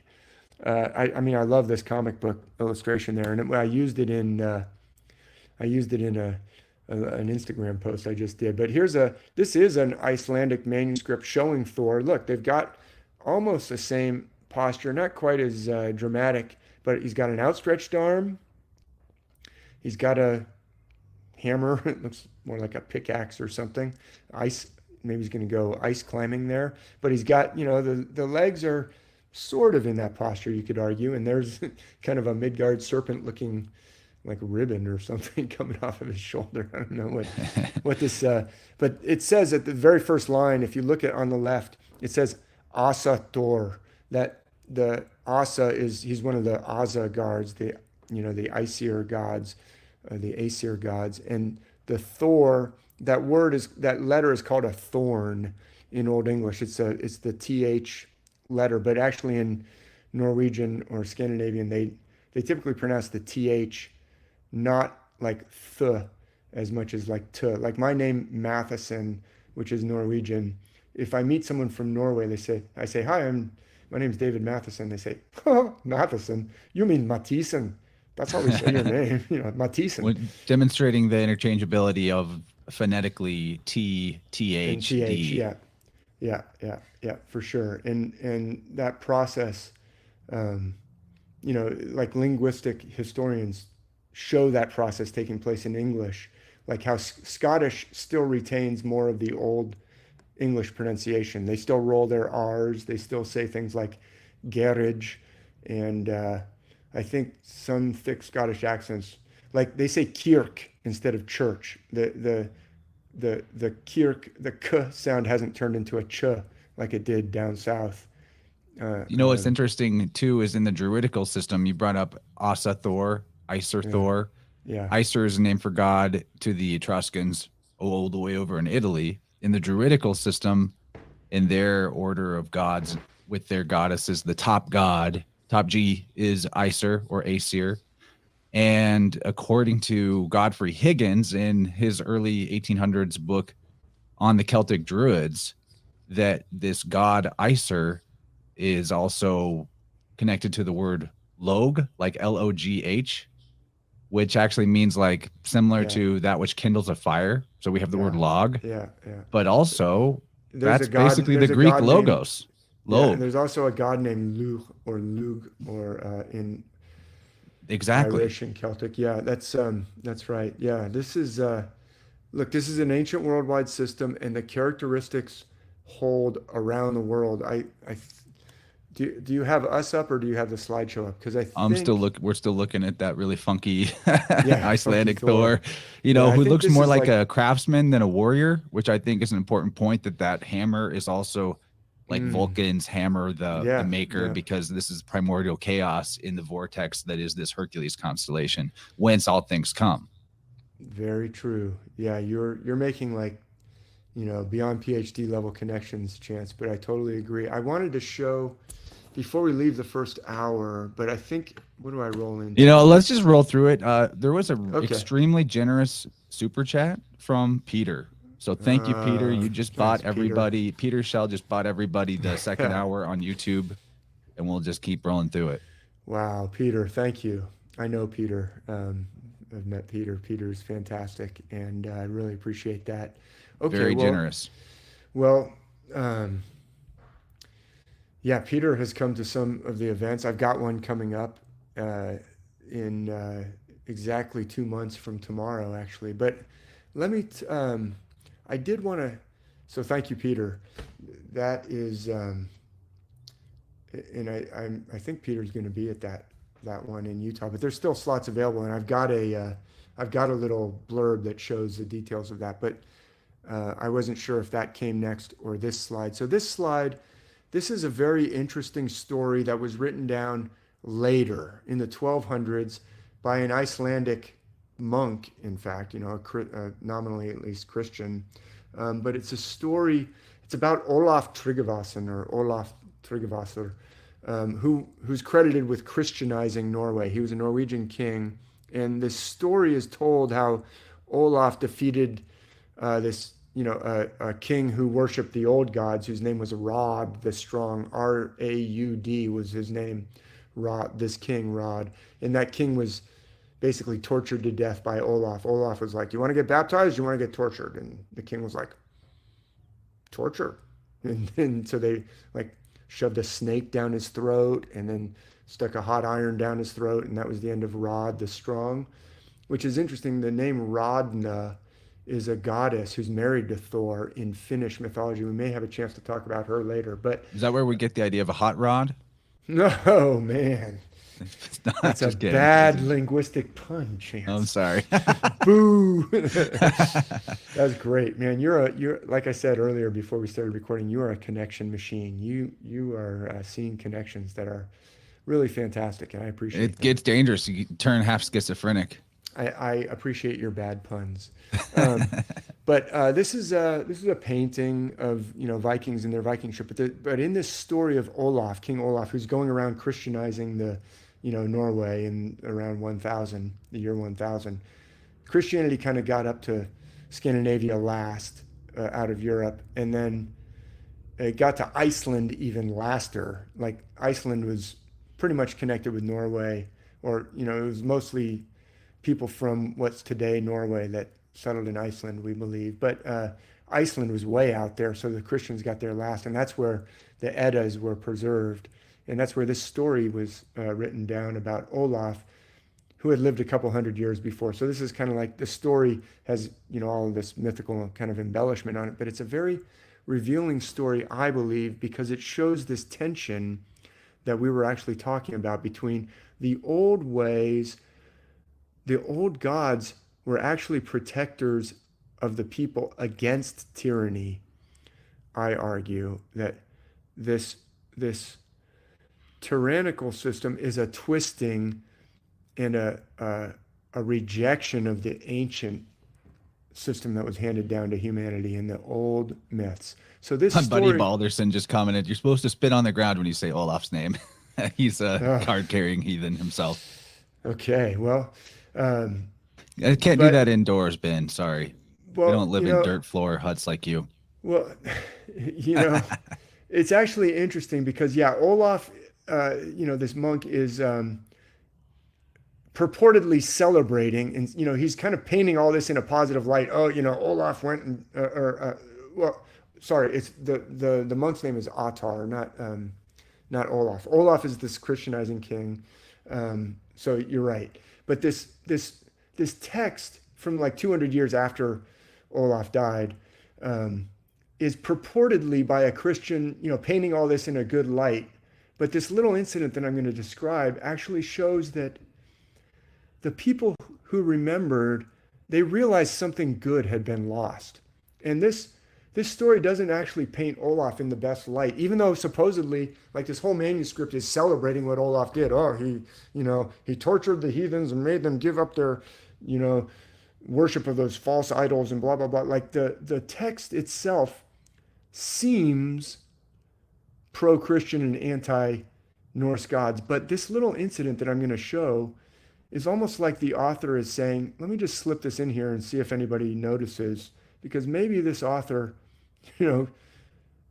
could only do this in kind of a little kind of hinting way. So in this story, Olaf is sailing his ship called the Long Dragon down the coast, the Norwegian coast.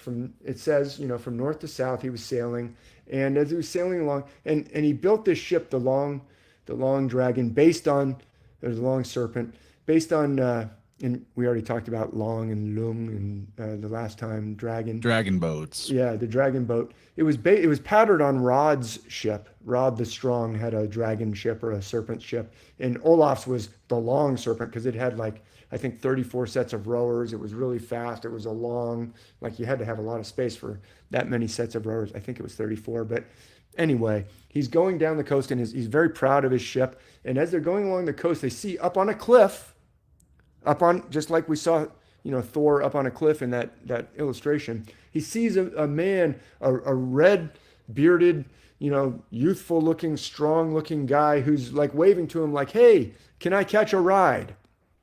And so Olaf says, hold on, let's give that fine fellow up there on that cliff a ride. So the man comes down, gets on the boat and starts, he's just a jolly fellow. And all the crew is like, man, who is this guy? He's buffed. This guy's been working out. And he's like, you crew and followers of Olaf, you're not much of men like they used to have, in the days of Rod the Strong. I don't think any of you could beat me at wrestling, or not even two or three of you. And they all start trying to wrestle him, and he just throws him around, and he's like, what a pathetic specimens. Is this what the country has come to? Come on, Olaf. I thought you had better, warriors than this on your famous ship. And everybody's embarrassed. And Olaf says, well, maybe you could tell us, since you seem to know so much, why don't you tell us some stories of the old times? And so here, I actually wrote a blog post about this a long time ago, and I actually quoted it, so I want to say it right. The king said to him, well, tell us, if you can, some tales of olden time. This is from this manuscript from Iceland. Obviously, it's been translated into English by some, olden time. Somebody wants to kind of make it sound like a fairy tale or something. I don't think the Icelandic necessarily, however it was written. I don't speak Icelandic, although I did have to learn some Old English, which is very similar to Icelandic. When you get that the Etruscans called what we often say as Aesir, they called the top god Isir. It was more pronounced like Isir or Isir. Yeah. It makes Iceland a whole different ball game in terms of the name. Also, that ICE is not that far off from ISE, EC. Whence comes the name of Jesus as well. Very good point. And if you have a domain name that's from Iceland, it'll be .is.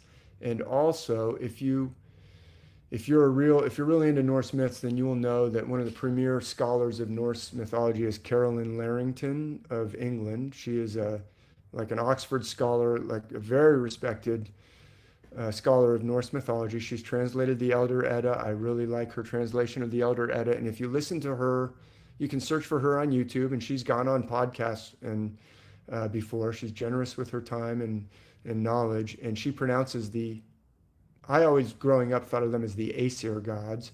And, my grandfather from Norway, he would help me with the pronunciation, but really it's not like the Norse gods were still taught or it was Christianized back in the 1000s.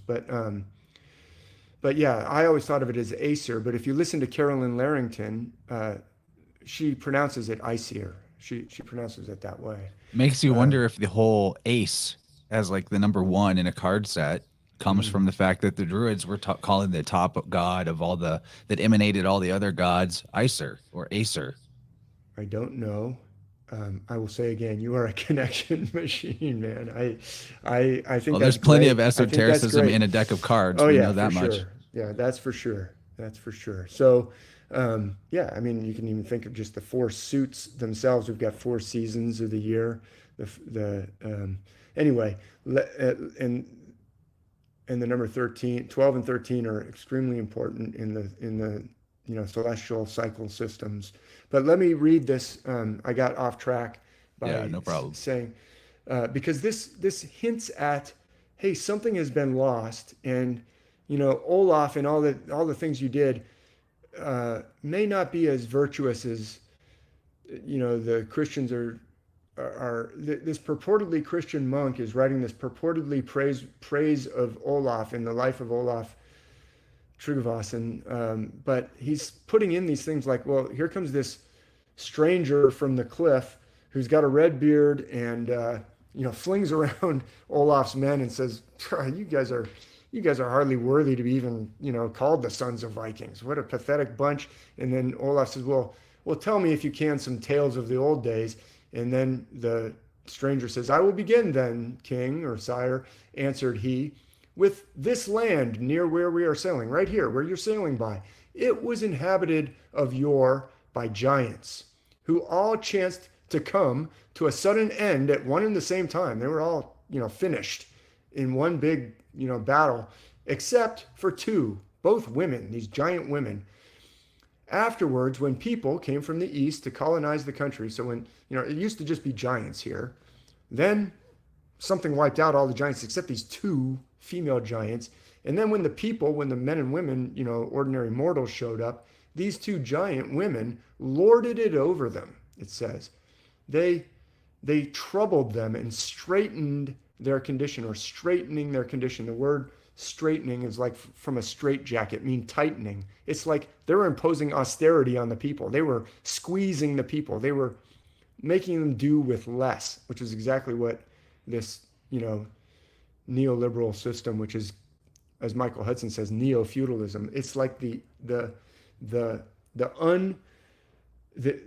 system that doesn't lift people up, but instead says, no, you have to live a narrower and narrower and squeeze down life. So these two giants were. I like that you call it neoliberal because it's like neo-liber, all the new Liber, the new Bacchus. You know what I mean? Anyway, continue. We could talk about neoliberalism for 2 hours because it's like one of my other things that I get passionate about, because it's what's devouring the people today. So it's like these giants were devouring the people, or straightening their conditions, narrowing their conditions, squeezing down, like the Straits of Gibraltar. That's what the straightening. If you look at the word in the text, that I have it little tiny there, but if you blow it up on your screen, straightening their condition, making the people just suffer. The evil lasted until the inhabitants resolved to call upon Redbeard for aid. So what finally ended the reign of these oppressive giant women? The people finally said, I know what to do. Let's call upon Redbeard. Who's that? Well, he says, so I grasped my hammer. So this is like the first time in the whole story that this stranger, who we all suspect is, could this be Thor? Thor typically has a red beard in the myths. And if you look at like the book I grew up with, Dolaire's book of Norse myths, which is wonderful, has Thor with a big red beard. So they called upon Redbeard, and I grasped my hammer and put an end to those giants. He says, I grasped my hammer and slew both the giants, and the people have continued to call upon me for aid in time of need. From that day, O king, until now, the people called upon Redbeard. That's me, by the way, just in case you don't know. And I grabbed my hammer, just in case you don't know who I am, and I made short work of those giants, so that the people be freed from the oppressors. And the people, whenever they needed me, from that day until this, they just called my name. And Thor, in the Eddas and in the ancient myths, he shows up. If you call his name, he shows up, no matter where he is. If he's off in Jotunheim, smashing Jotuns, and the other Aesir gods are in trouble, and they're like, I wish Thor was here. Okay, let's call his name. Boom. He shows up and he says, who do you want me to, whose head do you want me to bust open? And there's lessons in all of this for our lives today. Okay, the gods, these don't let giant women rule your society. don't be oppressed by, look, we've got the twin giants. There's actually a speech by Martin Luther King that I wanted to, I just remembered just now. Oh yeah, I was going to put in, he talks about like the three giants of racism, poverty, and war, or something like that, that will, the people won't live up to their full potential until we slay the three giants. I think he said that. I think it's in his Beyond War speech, very famous speech that he gave exactly a year to the day. He was killed exactly a year to the day after giving that speech, which I do not think was a coincidence. He was not murdered by a lone nut. There's William Pepper, who's an attorney, a lawyer, has written a series of books showing that there was a plot to kill Martin Luther King, and they did it on that day, that anniversary of that speech, for a reason. Everybody said, Dr. King, don't speak against Vietnam. Stick to just talking about civil rights and racism. And he said, no, they're all connected, and I'm going to give this speech, and he did. And then they killed him 1 year to the day after that. But I think he talks about the three giants of racism, poverty, and war. I could be mistaken about that. I forgot to look it up. I meant to do that. But anyway. That's a good weave. Yeah, these giants that oppress the people. It's like we could say the giants of austerity and neoliberalism today, or whatever you want to, the giants of oppression. These giants obviously oppress the people, and the gods, they're available to call upon. This ancient system is for your healing, and it's for the healing of society, and it's for the smashing of those giants that are oppressing the people. And he says, yeah, if we could accept the syncretism view, then that really helps with the racism. We're all under the same sky. We have all the same traditions with our own cultural variations, but we're talking about the same one sky father. Like, I tend to think that heaven is the sky. The sky father is the whole sky. That's, if you want to consider God or the Most High to be the all of our consciousness in one ocean rather than each of our individual drops. Well, in an as above, so below sense, the sky is literally that. It's the psychodrama of all humankind, visible to all humankind. It's amazing. Yeah, it's the pattern. It's the pattern that gets Pater, impressed. father, pattern. That's right. Pattern, pater. And Jupiter, Zeus, pater. The name Jupiter of the Romans, I've read, this isn't my argument, that it is Zeus. The Z becomes a J, and it becomes pater, Jupiter. And Pitar is father in Sanskrit. Man, you are. I didn't know that one. I mean, I love these connections, because I'm gonna have to explore further. But for sure, this is a universal. It should, like I always say, this should connect us all. This is given to all people around the world. This system, it takes on different outward trappings. I always say, in India, the gods, and goddesses, when they're happy with something a mortal does, they rain down flowers, onto the heroes.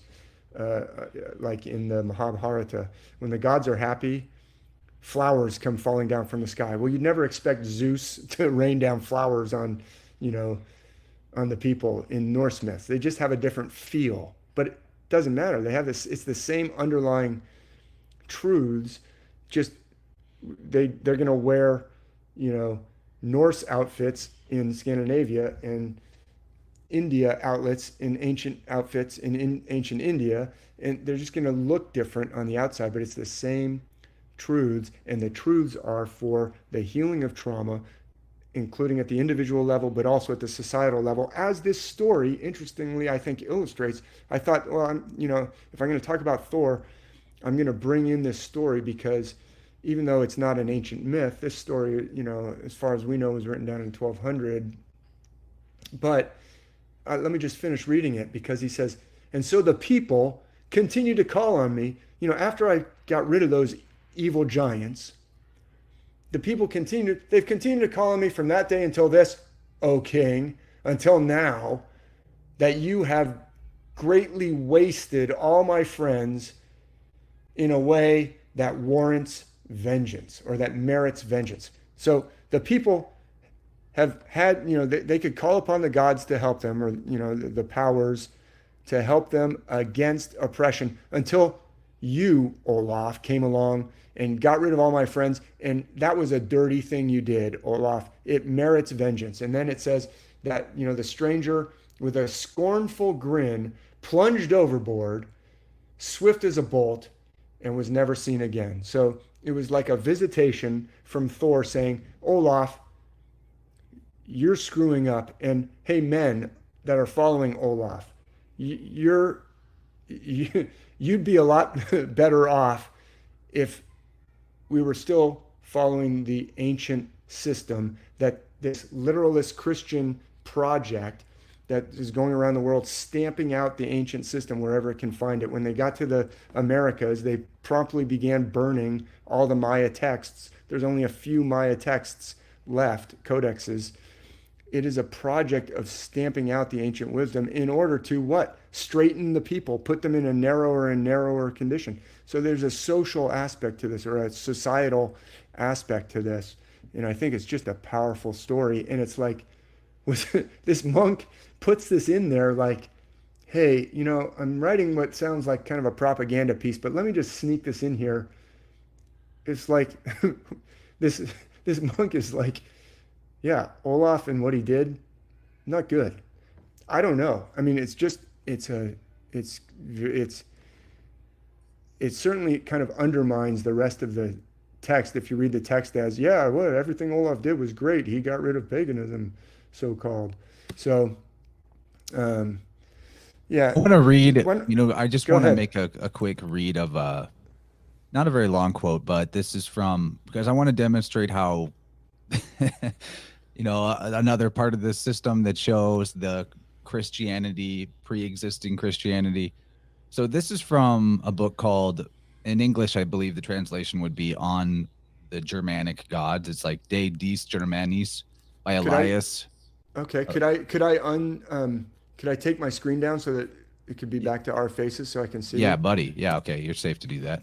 Okay. It's not a cool. very long quote, but this is Yeah. a guy, Skegius, writing in 1648. Interesting name because there's Greek mythology characters with that name. So a German scholar, Elias, that's Helios. Anyway, he says that the Druids seek studiously for an oak tree. Let me point out that the oak is sacred to Thor and Odin. Seek studiously for an oak tree, large and handsome, growing up with two principal arms in the form of a cross, beside the main stem upright. If the two horizontal arms are not sufficient adapted to the figure, they fasten a cross beam to it. This tree they consecrate in this manner. Upon the right branch, they cut in the bark, in fair characters, the word Jesus, Hesus. Upon the middle or upright stem, the word Tarmus. Tarmus, that's the Thor that we were talking about. That's thunder. Upon the left branch, Belinus. Over this, above the going off of the arms, they cut the name of God, Tau, or Thou, like the letter T, or an X across, all under the same repeated Tau. So that's the whole quote, but just showing that, like, in their sacred groves, they had an oak tree that they made into a sacred cross. And they had this trinity going on with Jesus and Tau and Tarmus and Belinus. And anyway, pretty good stuff. It's from 1648. Yeah, it's very interesting. So the cross is definitely identified with a specific constellation. I show it in the Celestial Bible Tour, but and Jesus, the Son of the Most High, is not associated with the same constellation as the constellation of the Most High. So, yeah, that is really interesting. And you find crosses, in iconography or artwork in the New World, so-called New World. The Maya, and it is associated with a specific constellation, and the constellation is Ophiuchus. So I could show it, in fact, but also what you read at the very beginning is talking about the oak tree, and obviously the oak is sacred to the Druids, and I don't believe the passage said it, but Zeus had a sacred oak at Dodona, So Zeus is associated with the oak and with the eagle. Zeus is associated with the eagle. And those are all because of constellations that are near the Zeus constellation that I've shown, I think, pretty conclusively to be the Hercules constellation. And there's an eagle right nearby it. And the oak gets into, you wanted to talk a little bit about these sacred trees or Ygdrassil, the world tree. There's trees in myths around the world. One of the most ancient epics, one of the earliest texts that we have still today is the Gilgamesh epic, and Gilgamesh and his kind of twin companion Enkidu go to chop down the cedar tree that's at the center of the world. There's a lot of trees getting chopped down, or Yggdrasil at Ragnarok breaks, cracks, but will be And then Osirian characters getting trapped in a tree, or trapped in trees. That's right. I mean, that Yeah. happens to Merlin. It happens. It Yes. happens to Odysseus. It's like all over the place. Osiris is the main one. Yeah, Odysseus sleeps in the trunk of an olive tree. As part of like his rebirth, basically, when he washes up on the shores of Phaeacia or Phaeacia.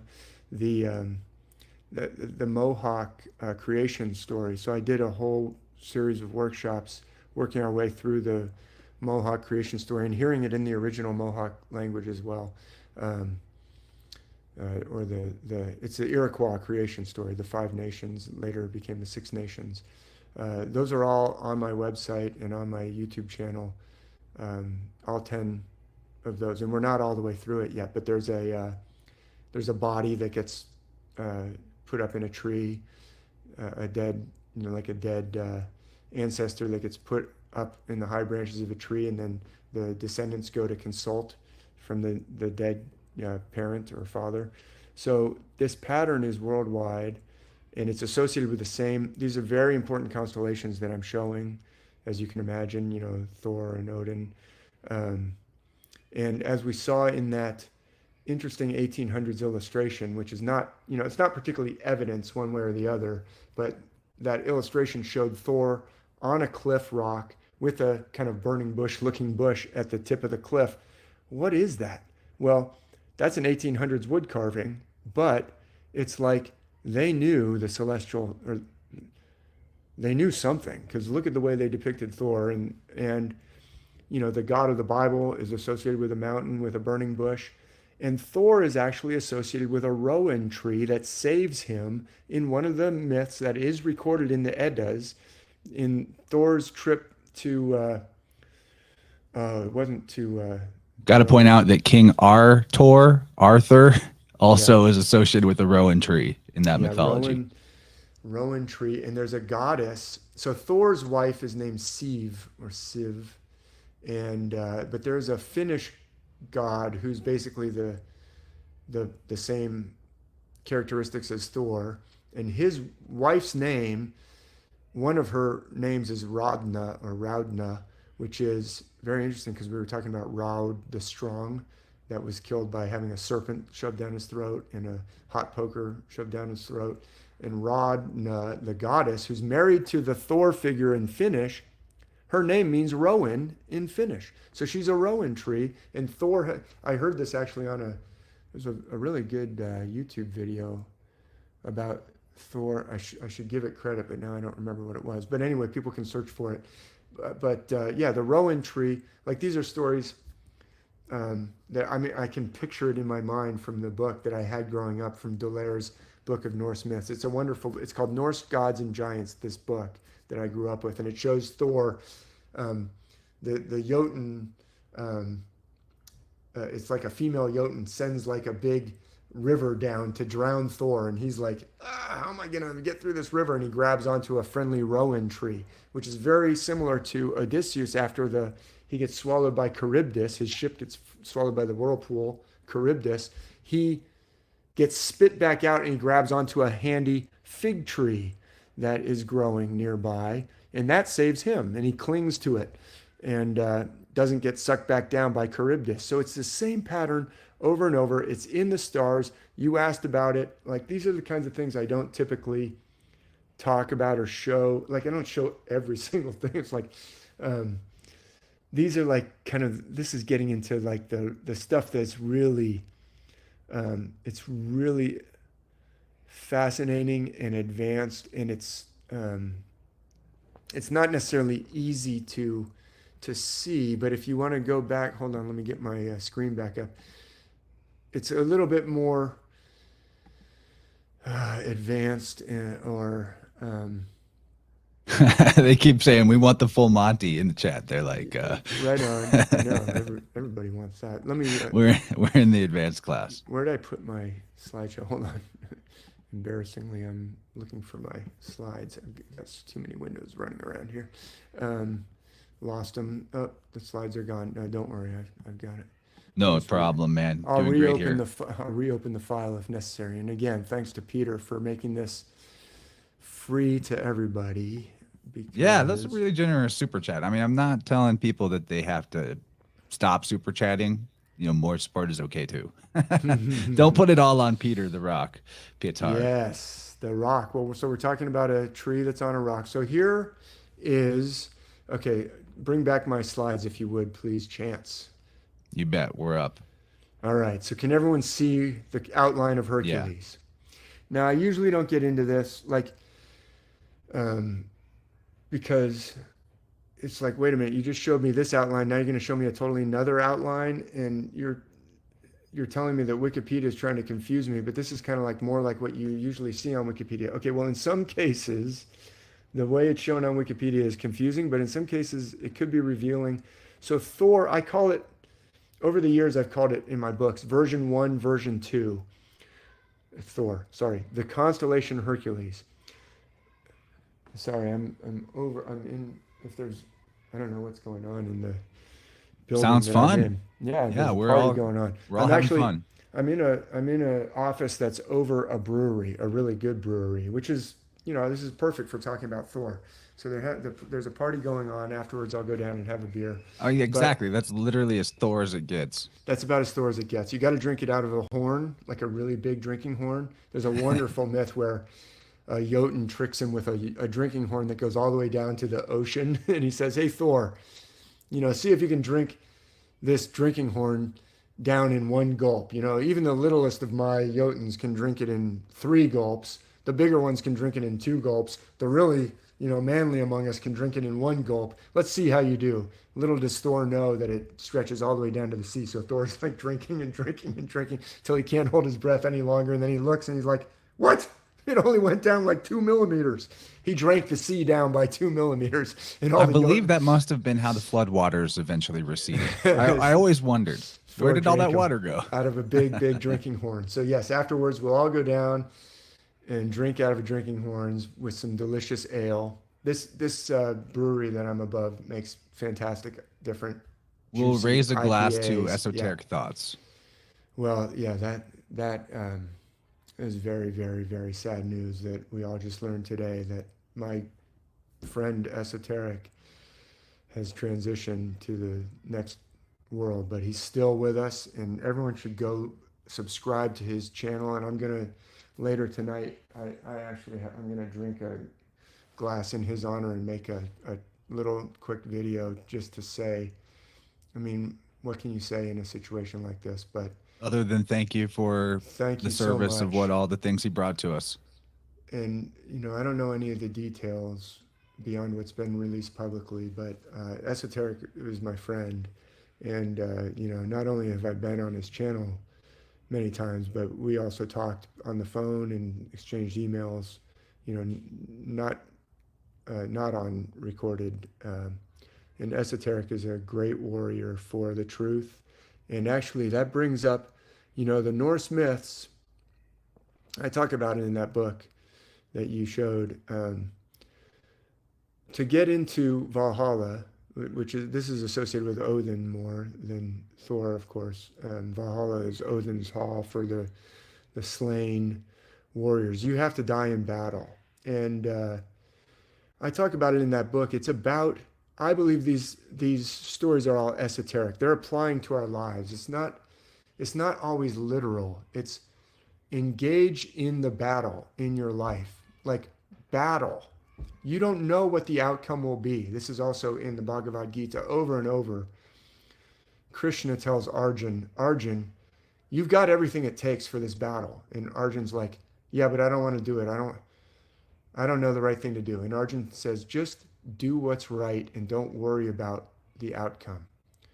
We don't know what the outcome will be, but we have to engage in the battle. And Esoteric engaged in that battle. He fought that battle, and that's how you go to Valhalla in the Norse myths. So anyway, I'm getting emotional.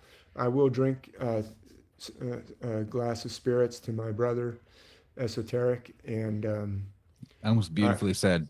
thank you. And thank you for bringing that up. And, we mentioned it. We were both shocked when we heard it. We were talking before just to test out that I could actually show slides for a change. I finally figured out must be smarter than equipment, as we say in the Army.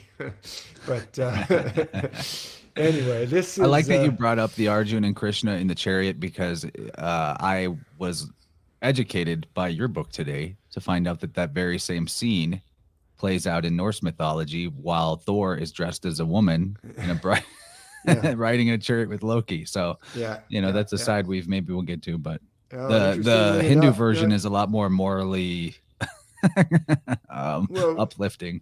Well, Bhagavad Gita is about, basically it says that over and over and over. Engage in the battle, do what's right. Don't worry about who's going to win. Just do what's right. That's what you have to do in this life. That battle is this life. That's what it is. It's not all these cataclysmic battles, whether it's Ragnarok or Kurukshetra in the Mahabharata or the Trojan War in the Iliad. These battles are our life. You're in it. You don't have a choice to sit out the battle. That's what Krishna keeps telling Arjun. Hey, Arjun, you've got the tools. Arjun actually went up to heaven and got the tools. And Krishna says, you've got the tools. You've got the tools. Stop sitting in the dust. Get up and get into the battle and do what's right. That's all that is asked of you, is do what's right.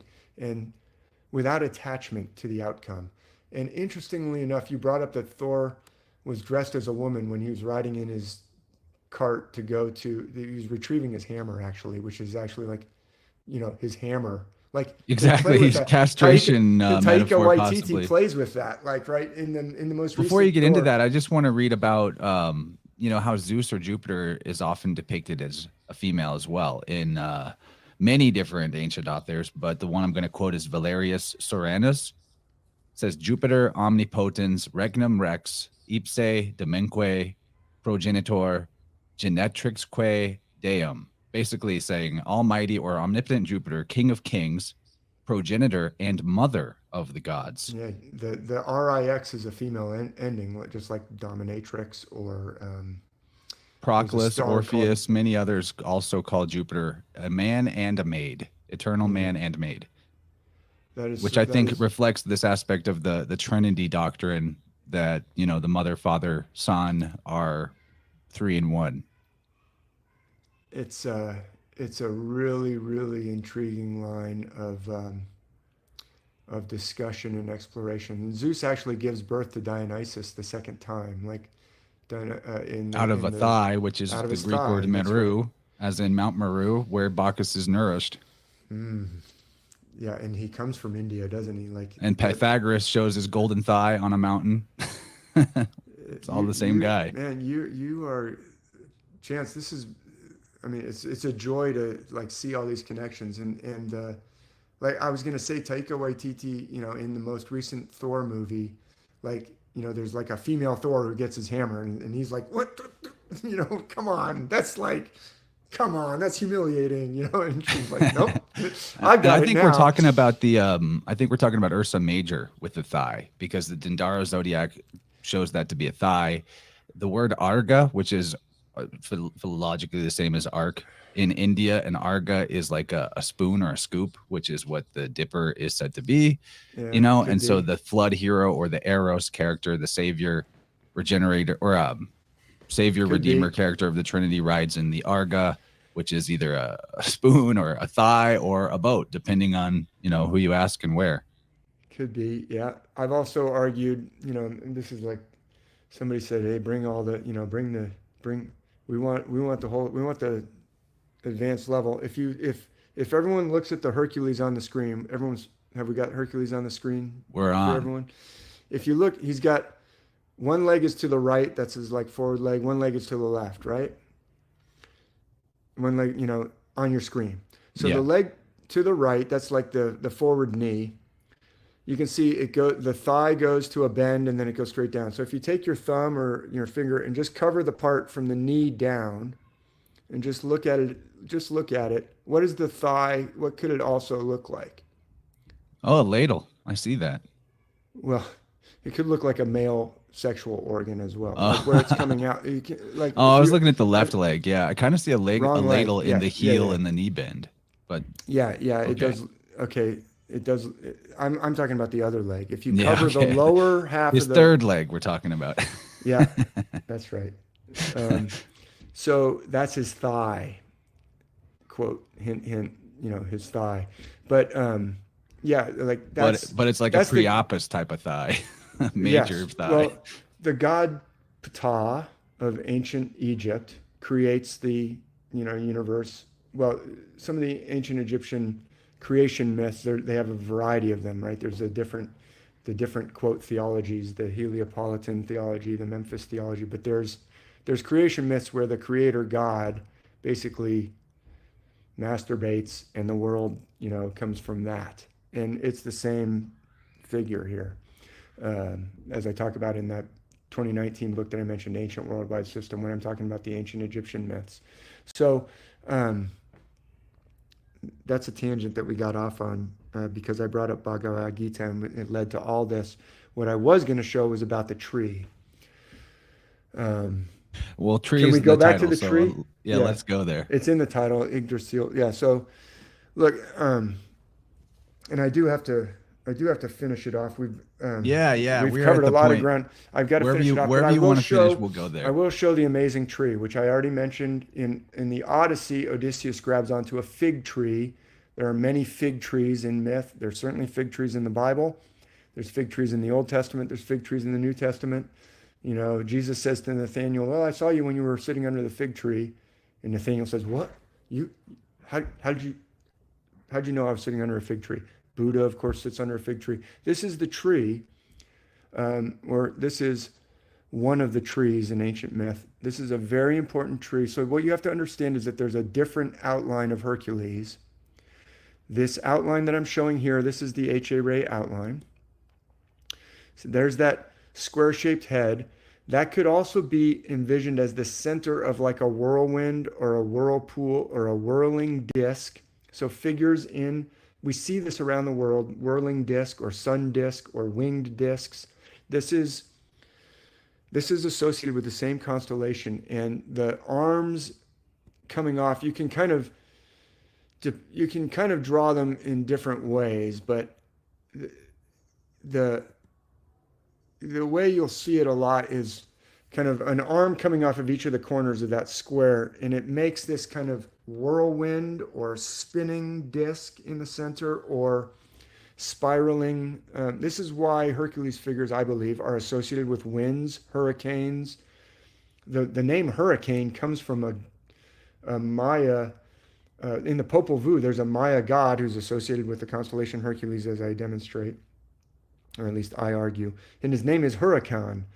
Interestingly, in the Norse myths, in the Eddas, there's a Jotun who comes along when Balder has to be put out to sea. He's in his funeral in his boat, and nobody can move the boat. A giantess, a Jotun, comes along, and her name is Hurricane, and she kicks the boat out into the ocean with her giant, boot. She just kicks it out into the ocean. Very interesting that same word, hurricane and huracan, and I show the celestial connections a little bit. I mean, there's not that much to go on in the text, but it's obviously the words are almost identical. Anyway. Yeah, and when you get more than like 8 words that are the same between a language, it's basically statistically impossible that they aren't related. I mean, the conventional, the stuff that I'm showing here, the conventional academia has nothing to to counter argument other than it's just a coincidence. Like, oh, it just pops up around the world. Yeah, thunder figures always take this deep knee bend. Like I could show you figures in the Maya Codex that are in that identical deep knee bend and holding a thunderbolt that looks almost identical to Thor. I've got it on a later slide, but we don't probably have time for it. But I've shown it in other podcasts. But this, I wanted to show you the tree that's associated with Hercules. So that spinning disc, if you look at it, could also look like a kind of scraggly looking tree. Can you see that? Like make the lowest arm of it, the kind of the trunk. If you look at a fig tree, if anyone has a fig tree in their backyard, it kind of looks like it's like got kind of rasta hair coming out from all directions, or a rowan tree. This is why this particular constellation is associated with a tree on top of a mountain. Why on top of a mountain? Oh, I just wanted to mention this is where I've met Peter, who generously, donated for this to all be in the public record at these events over the years. We've been doing these different events. I've been up in the Scablands with Randall Carlson a few times, and this one that's coming up in exactly 2 months is with the team from Grimerica. It's called Contact at the Canyons. I just wanted to put that in there. This is actually a formation called Thor's Hammer in Bryce Canyon, Utah. We'll be going there in this trip, so all the details are in. I just wanted to put that in. That sounds fun. But to show you why it's on a mountain, like Odin, I'm not gonna. I gotta kind of hurry, but Odin is actually associated with the figure that's right underneath Hercules. Hercules is Thor. Odin is associated with Ophiuchus. Ophiuchus figures carry spears typically. If you look at that figure hard enough, if you look at the central body, you can see why it's a cross. You read this text about a cross, making a tree into a cross. Look at that central body. See how there's a triangle on the top? See how that triangle, the base of the triangle could be a crossbar? Brazen serpent. Yeah, the brazen serpent that was raised up. And in illustrations, it's often raised up on a cross-shaped pole by Moses. Chances referring to there's a passage in Exodus where there's a plague and God tells Moses, you have to lift up a serpent on a pole. Moses' staff turns into a serpent. Who do you think Moses is associated with? Which constellation? I think we're maybe looking at a Ophiuchus character. Definitely an Ophiuchus character. Ophiuchus characters carry staffs or spears. And the reason is you can draw a line straight down through the serpent halves. Sometimes they even carry two spears, like Hector in the Iliad carries two spears. One of which has also a Ophiuchus ring has on that top, tablet shape, whence come the graven tablets of the law, which are written by the very finger of God. Who do you think God, Jehovah, is associated with? Definitely Hercules constellation. His finger is out. He's graving on the tablet of Ophiuchus, or That's right. Inscribing on the tombstone, depending on That's what right. we're talking about. That's right. I'm just showing the spear here. This is why Odin carries a spear. Ophiuchus figures invariably carry spears. I'm just giving, this is like bonus material. There's the eagle. Odin has two birds that are always accompanying him. They're the two ravens.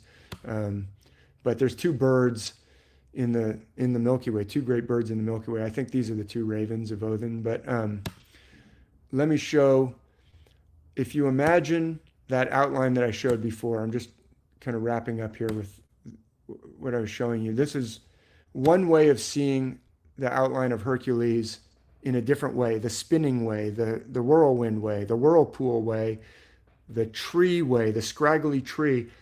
If you imagine that there's the spinning outline, I just drew it off to the left so it doesn't obscure what's going on. But if you imagine that in the place of Hercules instead of that powerful kneeling figure, it's like a tree growing out of Ophiuchus. And if you remember way back when I was talking about Zeus fighting Typhon, how does he defeat Typhon? He smashes a mountain down on top of Typhon. Ophiuchus is associated with mountains invariably. You mentioned Mount Meru. I'll just give you one quick proof. Mount Meru is like the pivot that they do the tug of war when they're churning the ocean of milk, the Milky Way, which is running right up to the left there, with a serpent. Like the serpent is tied around the mountain and the two sides are pulling on the serpent, the head and the tail. Can you see how Ophiuchus is like a mountain with a serpent and there's tug of war? Can you see that? Oh, yeah. 100%. Ophiuchus is the mountain at the center of so many mythologies. Anyway, you can put that scraggly tree or spinning disc outline of Hercules on top of that mountain. See, if you just erase the green outline of Hercules in your mind and shrink down the red outline and put it where Hercules is, you see what I'm saying? That's your tree, the central pivot of the earth, Ophiuchus, the central pivot of the heavens. The tree is right there. That is the center of everything. The ancients called it chaos. It's the connection to the infinite. It's the connection. That is our pivot. That is the connection between our existence here in this mortal body, but we have access to the infinite. It's the pivot point. I'm open to this being allegorical to the pole as well. Absolutely. It's not one or the other. Just because we see this vortex here in Hercules doesn't mean that it isn't also allegorical to the pole. Just putting that out there for people, because some of the audience are very polar centric, and that's fine. Yeah. Well, the chopping down of the pole, the Hamlet's Mill, I think we talked about last time. They talk about, the chopping down of the world axis. I've been listening to that audiobook. It's good. Yeah, it throws the whole heavens out of joint, precession, all that. So anyway, I just why don't we go back to just our faces? I'll just kind of finish here. I know you're trying to go. Before we do that, do you still have it up? I'll just show this slide. Oh, sure. I wanted to say one thing about the tree really quick too, being that the linga is the mast of the ark, but the ark or the boat is also the central holy mountain or the world tree, symbolically. Some similarities there. The mast of the boat is the lingam, and the tree is where lingua, language, is given to whichever version of the logos we're talking about. So Odin. Odin, the god of wisdom, right? And the lingam, or the phallic, whose it is? Do you know which god it belongs to in India? Shiva. It's typically Shiva, or I've actually Shiva. Or Shiva. It's actually I once knew a player of a specific drum, like the king of all the drums of India, he's from the Brahmin caste or class. He's trained in all this, and he pronounces it Shiva. He's from his family's from India, but mostly we hear it pronounced Shiva over here. But after that, I usually say Shiva, but it doesn't matter. The Shiva lingam or the Shiva lingam. Which constellation do you think Shiva is associated with, or Shiva? And he has a serpent, by the way. He's Ophiuchus. I mean, that it looks like a lingam. Like Ophiuchus is that lingam, and they put, they pour milk on top of it, and it's a big traditional ceremony. It's ceremony. It's important. It's associated with Ophiuchus. I show that in Ancient Worldwide System. But also, Odin is associated, as I was trying to show just briefly, Odin is associated with Ophiuchus. Odin is the wisdom figure. This is a picture from... And Ophis, the word for serpent, is like Sophia, Sophos, wisdom. Yeah, that's right. Sophia. See, these wisdom figures, they can be male or female. They're typically associated with Ophiuchus. The goddess Athena, she carries, what's her weapon? Do you know? She's a spear wielder as well. Spear, yeah. She's associated. She's the goddess. The shield and the spear is also very like the boat, the mast, and the hull of the boat. You're so right. And it's also celestial, and it is Ophiuchus. And she comes out of the head of who? Zeus. Eupater. Yeah, she comes right out of the head of Zeus, and Ophiuchus looks like, Zeus is like bending down, and Ophiuchus is like, boom, springing full grown out of the head of Zeus. That's Athena. She's the goddess of wisdom. And this is the wisdom figure in the Bible. Solomon, he sits in between two pillars. Who do you think he's associated? What constellation would he be associated with? Ophiuchus. He's the wisdom figure.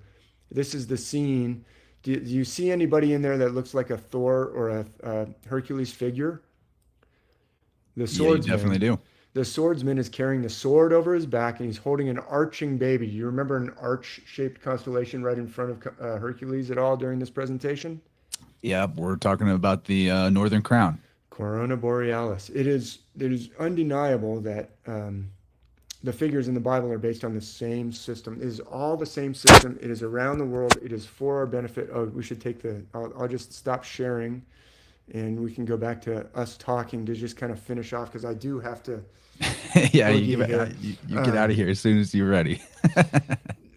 I'm having a lot of fun though, David. Thanks for coming No, back this so is soon. this is fantastic. I hope everyone knows the whole system. Just kidding. I mean, it's endless. Like, I can't give it away in 2 hours, because it's like it's like an endless, profound system that goes to the depths. It's like, so I'm not worried about, this isn't stuff that I usually cover. Your viewers, and thanks again, Peter. I'll keep mentioning Peter, because I'm really grateful for that. I'm grateful that all this gets recorded and people can see it. Look, you just got like a lot of the pieces of how this thing works together, a lot more than I usually get through in a podcast. But you wanted to get into some of the deeper, like the tree. And there's 85 other constellations out there that we could. It's so profound, this system. But what I'm trying to kind of finish up or wrap up with, it's for our benefit and blessing. It's for wisdom. Wasn't just given to Solomon. It's esoteric.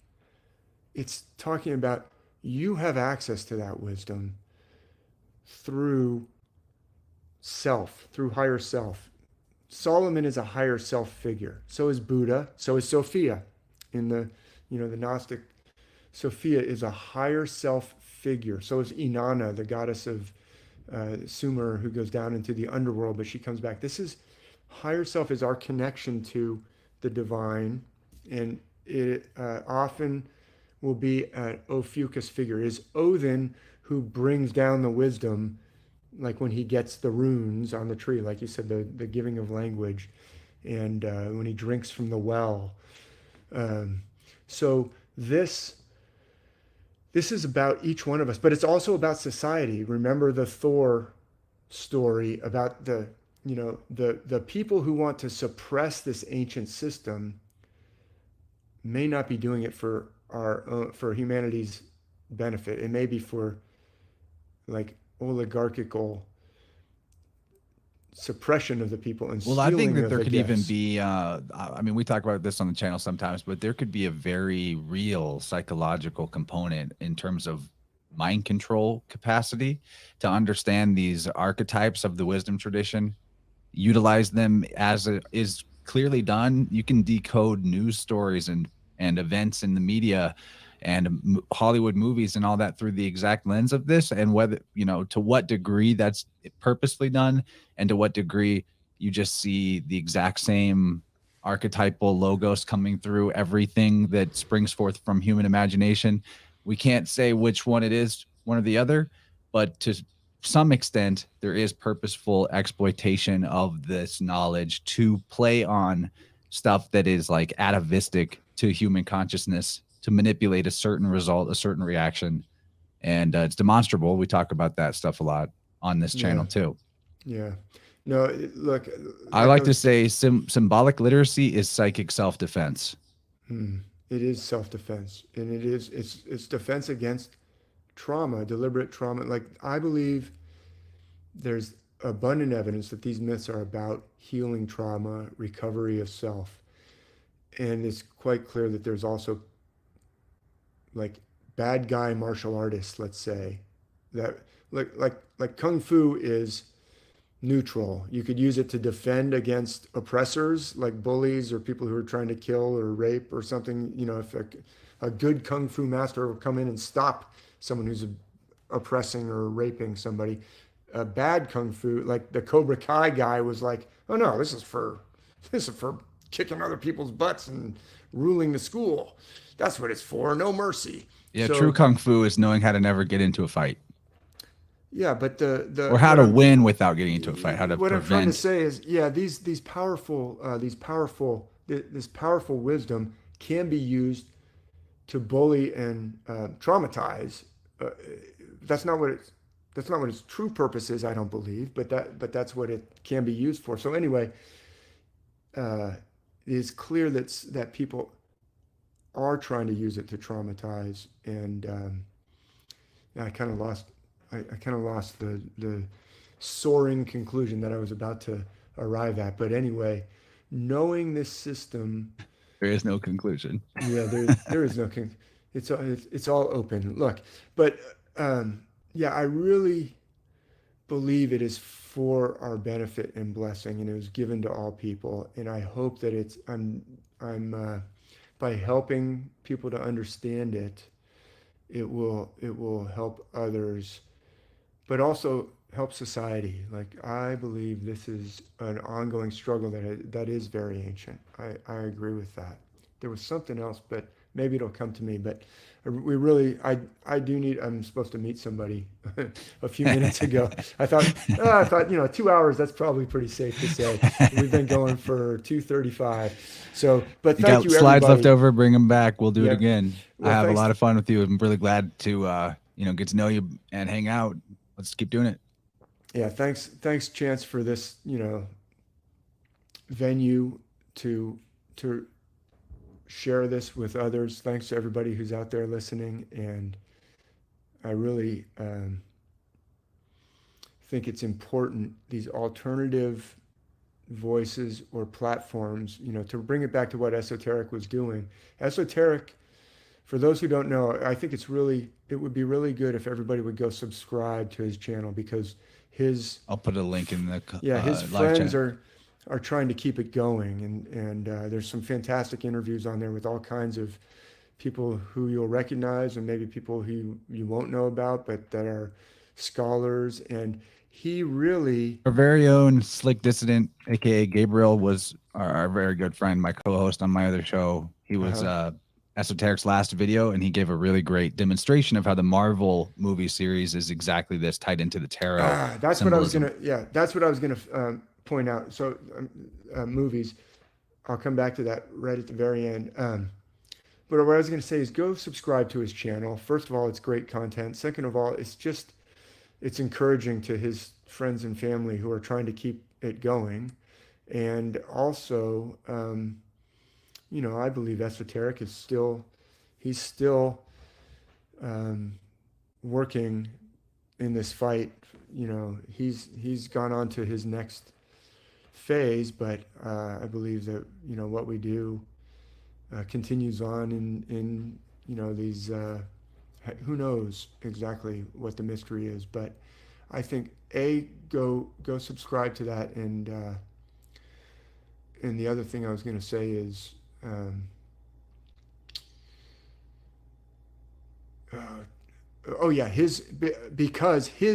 he really tried to create his platform, his show, around this concept of astro-theology. It was very central to what he was exploring in virtually every single conversation or video that he put up.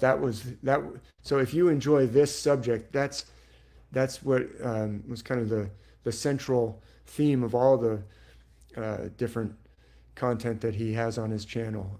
So there's that. And then I did want to say, yes, Hollywood does seem to employ this.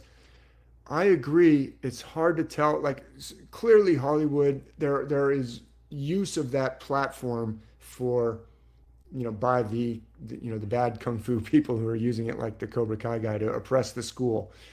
But I have found if you watch movies down through the decades, there are directors who are I believe trying to show things like Capricorn 1 with Josh Brolin's dad, John Brolin. Watch that movie.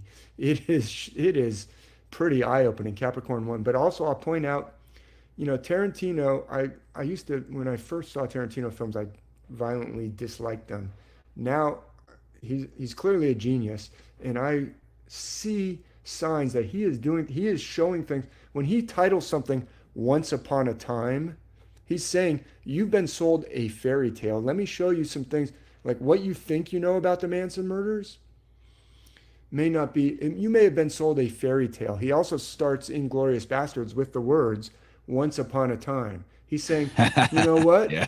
What you think about the end of World War II, because that's depicted in the movie, and it's like, wait a minute, that didn't happen. Hold on, what the heck?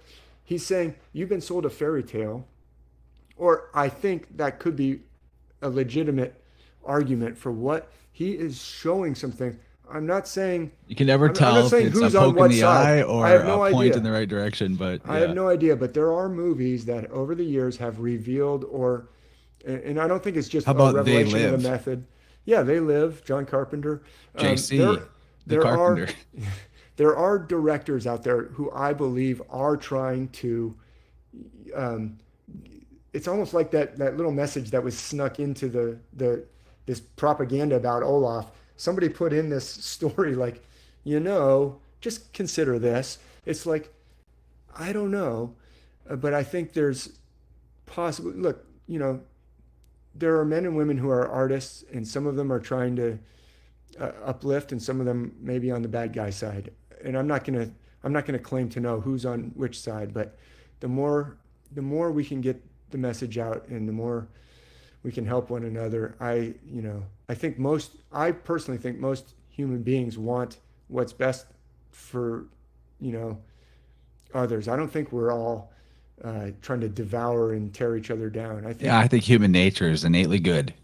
I really do too. I think people innately rebel against these tyrannical systems and innately know that they're wrong, and that's why mind control is needed, actually. So anyway, on that hopefully positive note, thanks so much, Chance, and I hope that it's positive. Look, take it. I hope that people who are watching will take it in a positive way and do things to help others, and do what's right, like Krishna was told to do, or like Krishna told Arjun to do in this battle that we're all in.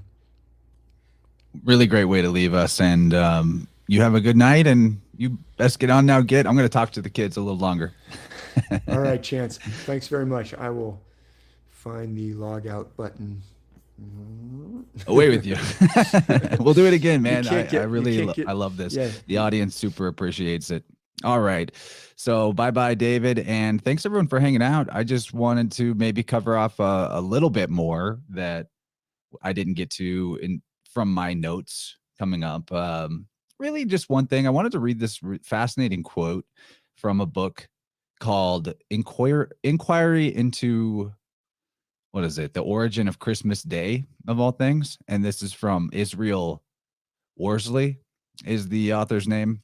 I found this quote out of one of the Spirit World books. So, people people always wonder where I get like apparently PhD level ability to make connections. Well, I grant a lot of credit to Dylan Secosio, our good friend and frequent guest, who has put together the keys to the system in his book series. And then, taking that and running with it. Once you have it, you're going to start your IQ is pattern recognition. And pattern recognition is about having enough information linked together.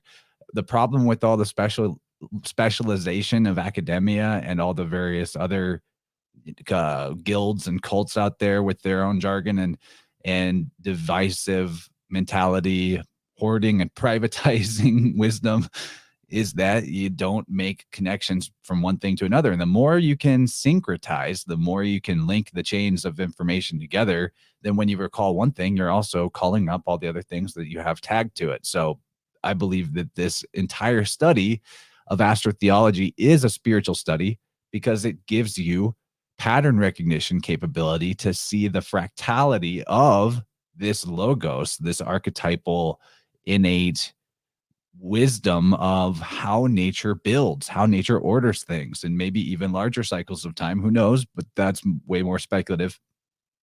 Anyway, gonna read this quote from, it's a little bit longer, but I find it fascinating because he's talking about the eventually he makes it all the way to where you get Yule, but we're talking about Asa Thor, we're talking about Teut or Thoth and the connection to Odin. So from this book, Inquiry into Christmas Day, the origin of Christmas Day, he says, this doctrine was of very great antiquity and generally received by all the Gothic and Celtic nations. These philosophers taught the supreme god, Teut, or Woden. Bear in mind, Teut comes from Theuth or Thoth, demonstrating here that Woden is Thoth or Hermes or Mercury, Jesus, etc. So this supreme god, Teut or Woden, was the active principle, the soul of the world, which, uniting itself to matter, had thereby put it into a condition to produce intelligences or inferior gods and men. Note from me, I'm not saying that this doctrine is accurate, but this is his take on the doctrine. I think that he's pretty right on with this. We're talking doctrine of emanations, supreme God producing intelligences of inferior gods and men. Going on, he says, this the poets express by saying that Odin espoused Freya, or the lady. By the way, Hera means the lady, wife of Zeus. Odin espoused Freya, the lady, by way of eminence. Yet they allowed a great difference between these two principles. The supreme was eternal, whereas matter was his work, and of course had a beginning. This is another note for me. This is a very disputed doctrine, the eternality of matter, or was matter something that was created ex nihilo? Continuing on, he says, all of this was expressed by the phrase, Earth is the daughter and wife of the universal Father. From this mystical union was born the god Thor, Asa Thor, the Lord Thor. He was the firstborn of the Supreme, the greatest of the intelligences that were born of the union of the two principles. The characters given him correspond much with those which the Romans gave to their Jupiter. He, too, was the Thunderer, and to him was devoted the fifth day, Thor's Dag. In German and Dutch, Donderdag, Thunder Day. Donder means thunder, Dag means day. The common oaths of these people mark the same origin. Othin, as an alternative to Odin. The common oaths of these people mark the same origin. They swear by Donder and Blexen, thunder and lightning. Friday took its name from Freya, Freya's day, as Wednesday did from Woden, Woden's dog. Tuis was the name which the Saxons gave to the son of the Supreme, whence Tuesday. Thor, being the firstborn, was called the eldest of the sons. He is made a middle divinity, a mediator between God and man. Such too was the Persians' god, for Thor was venerated also as the intelligence that animated the sun and fire. The Persians declared that the most illustrious of all the intelligences was that which they worshipped under the symbol of fire. They called him Mithra, or the mediator god. The Scythians called him Goeto Cyrus, the good star. Note the similarity to Osiris. All the Celtic nations were accustomed to worship the sun, either as distinguished from Thor or as his symbol. It was their custom to celebrate a feast at the winter solstice when that great luminary began to return again to this part of the heavens. They called it Yule, from Heol, Helios, the sun, which to this day signifies the sun in the language of Bretagne, Britain, and Cornwall, whence the French word Noel. So I really like that description of, that the universal Father, Mother, Son, Trinity aspect of the doctrine. Hopefully you guys got something out of that. Mostly just wanted to see what David would get out of that. But since he's not here, we'll just move on. After this talk, I'm going to catch up on my emails. There's a lot of people inquiring about getting tunings done. So if you want a tuning with this Mjolnir Thor's fork right here, basically a Vajra if I hold it above my head, please hit me up, chance@innerversepodcast.com. Things are filling up really quite fast over the next couple of months due to the tinfoil hat episode I did with Sam Tripoli. Good times. Anyway, I don't know how I could really put a better cap on this conversation than David did. That to do the right thing for the right thing's sake is really what the wisdom tradition is trying to lead us to. I appreciate that. I think that is what wisdom is. Whenever you no longer need, or gnosis really, you no longer need an authority to tell you what's right and wrong, and you're no longer doing something because someone told you it's the right thing, but because you're connected into that inner voice within that tells you whether or not something is right. We all have it. Conscience is even a collective word for it, but that's the logos in my opinion. that is bringing the Savior into your being or your heart, is when you no longer can ignore the voice or the feeling of this feels right, this feels wrong. I'm doing right by someone or by myself, most of all, or harming them. So it's been a really fun conversation with David Warner Mathisen. Make sure you check him out at starmythworld.com. That's going to be linked in the show notes.